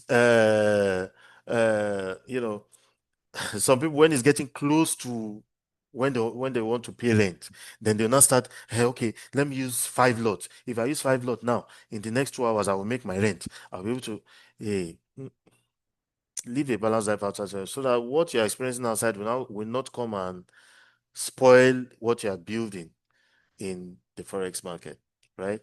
And it's not everything you see on social media that you believe. There's a lot of fake life on social media. That's the truth. A lot of fake life. A lot. A lot. You see some people, they snap pictures, they take videos with borrowed cars. Some of them, maybe they have car dealers that are their friends. They will borrow one car, they will put number on it, then they snap with it, and you think it's real, but it's not real. Some of them may even go as far as even photoshopping themselves into some pictures, right? Using AI and all of that. Man, there's a lot of fake life on social media. So don't believe everything you see on social media. There was a time when I was using a Mazda. There was this Mazda CX-9 I was using. It's an SUV, very nice SUV with very nice features. Someone came to my office in Benin. That was in, I think, was it 2023 or 2024? So that thing happened. The person walked into my office, and I saw him discussing with my staff and left and all of that. And my staff was telling me that, imagine that guy was asking that if your boss is making so much money, why is he using a Mazda? I first laughed when I heard that thing. I said, imagine. First of all, did he go and check the price of Mazda to see that Mazda is cheaper than Benz? Two, does he know what it costs to maintain a Mazda? And then he is able to know that it's cheaper to maintain a Mazda than to maintain a Benz, right? Because as far as I know, the parts of Mazda are very, very expensive. Very, very expensive. Benz is expensive, yes. The parts of Benz are expensive. But you change that of Mazda more frequently than you change that of a Benz, right? Now, the reason why I was even using the Mazda in the first place was because I was shuttling between Ibadan and Benin offices, right? So normally I would use a flight, but I just felt the time it would take me to drive from Ibadan, where I live, to Lagos, then now take a flight. That same time would take me, I used to get to Ore. And then from Ore to Benin is just less than 2 hours. So I can actually drive the distance. So I just drive and, I'm alone in my car, driving on the highway, and I'm playing music and I'm enjoying myself. So I always enjoy my trips. But the road is very bad. There are potholes, especially from Ibadan to Djibouti and all that. There are potholes there. So, I can't use a luxury car on that kind of road. I have to use a rugged car. And Mazda gives a combination of luxury and ruggedness. So I was using the Mazda, very, very okay and all of that. When the Mazda, I used it for about almost 3 years or so. I used the Mazda, and then I just felt I needed to change it. It wasn't somebody that told me I had to change my car, right? So I I had to get. I actually got 3 cars. I got 2 Hyundais and I got a Mercedes Benz. Now the Mercedes Benz, I couldn't use any of those cars on the road with potholes, so I had to go the flight way. I'll get a truck that will come and pick my car and carry my car to Benin. I'll now take a flight from Lagos to Benin. When I'm coming to Ibadan, the truck will carry my car to Lagos for me. I will take a flight to Lagos and wait for the car to come. Then I will drive to Ibadan. I took the Benz on that road about twice or so. I said, no, no, no, no, no, I can't stress my Benz on this road because, the potholes were very, very crazy. So I started using flights and all, and I was very comfortable doing it. Uh, Nobody knew that was what I was doing. I didn't go on social media to say, "Hey guys, see me wibbling my Benz to Benin." No, I didn't do all of that. Nobody knew I was transporting nobody knew I was taking flights to Benin. So I don't have to pepper anybody and nobody can pepper me, right? So social media life there's a lot of fake things out there. Just live your own life and be happy in your own way. That way you have peace, right? So always be prepared. Always be prepared. News is coming. What pair are you trading? Um, you want to trade, maybe a news is coming for Australian dollar. What are you trading Australian dollar against? You should always be prepared. Then another point is that you should trade with a trusted and properly regulated broker. And of course, if you check on the group, you'll see I posted some brokers that we recommend. So you can use any of those brokers to trade. They're very, very good brokers. I've used them for many years and they're very, very good. So Forex trading rules. Number one, your lot size is your first consideration when you're about to open a trade. Always minimize your lot size and never take unnecessary risks. Don't take unnecessary risks. Keep your lot size low. Especially as a beginner, keep your lot size low. Then as you progress, you can take more risks. Make good use of stop loss and take profit. I've talked about that earlier. Make good use of stop loss and take profit. It's not a must you trade every day. Watch out for specific patterns and patiently wait for them to form before you enter. You see that waiting is also part of trading, though, because someone said trading is 10% skill, 90% waiting. You see that ability to wait, is very, very important. You will see different opportunities like this passing, different opportunities, but you take your eyes away from them because it has not fulfilled your own condition for taking a trade, right? So watch out. Only trade when you are sure of your trading decision, right? Only trade when you're sure. Fine, we know there's nothing 100% guaranteed, but you be sure first. Then if it doesn't go your way, okay, I was sure of what I was doing, but the market didn't cooperate, right? Don't trade randomly. Have a reason for going into any trade, so that in case after opening the trade, it now starts going the other way, you're able to go back and check, is that reason still valid? The reason why I opened it, is it still valid? If the reason is still valid, leave it. If the reason is no longer valid, then take a loss. Ensure you pay attention to picking a good entry point. If you see an opportunity that is supposed to go 100 pips, it has moved 70 pips already, then you say, let me go and make the remaining 30. Is a wrong way to trade. But if maybe out of 100 pips, it has moved 30 pips, you can say, okay, out of the remaining 70, let me go and make 50 and dash market 20. That's a better trading decision, right? Don't be greedy. Close your trade when you are in good profit. Don't be greedy. It's not every time that you will hit take profit. Sometimes you may need to close it along the way when the market seems to be changing direction. You should be able to recognize these things. Close your trade when you are in good profit. Like I said earlier, underline that word reasonable. The profit must be reasonable and then close in good profit. Always learn to cut your losses. Don't keep believing a trend will reverse while you watch your account being wiped out.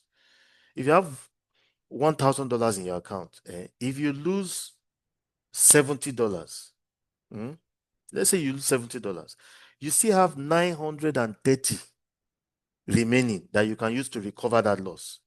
But if you lose $700, you are now left with 300. How do you now grow 300 back to 1,000? So it's always good that you keep the losses small. Keep the losses small. Don't hold the trade for too long. When you see it going against you, you are now having hope. Yeah, it will reverse, and you're having hope and hope and hope. You will keep hoping until it clears your account. So always learn to cut your losses, right? Keep your losses small. So thank you very much. We've come to the end of the class for today. Any questions? Do you have any questions? You can unmute yourself and ask your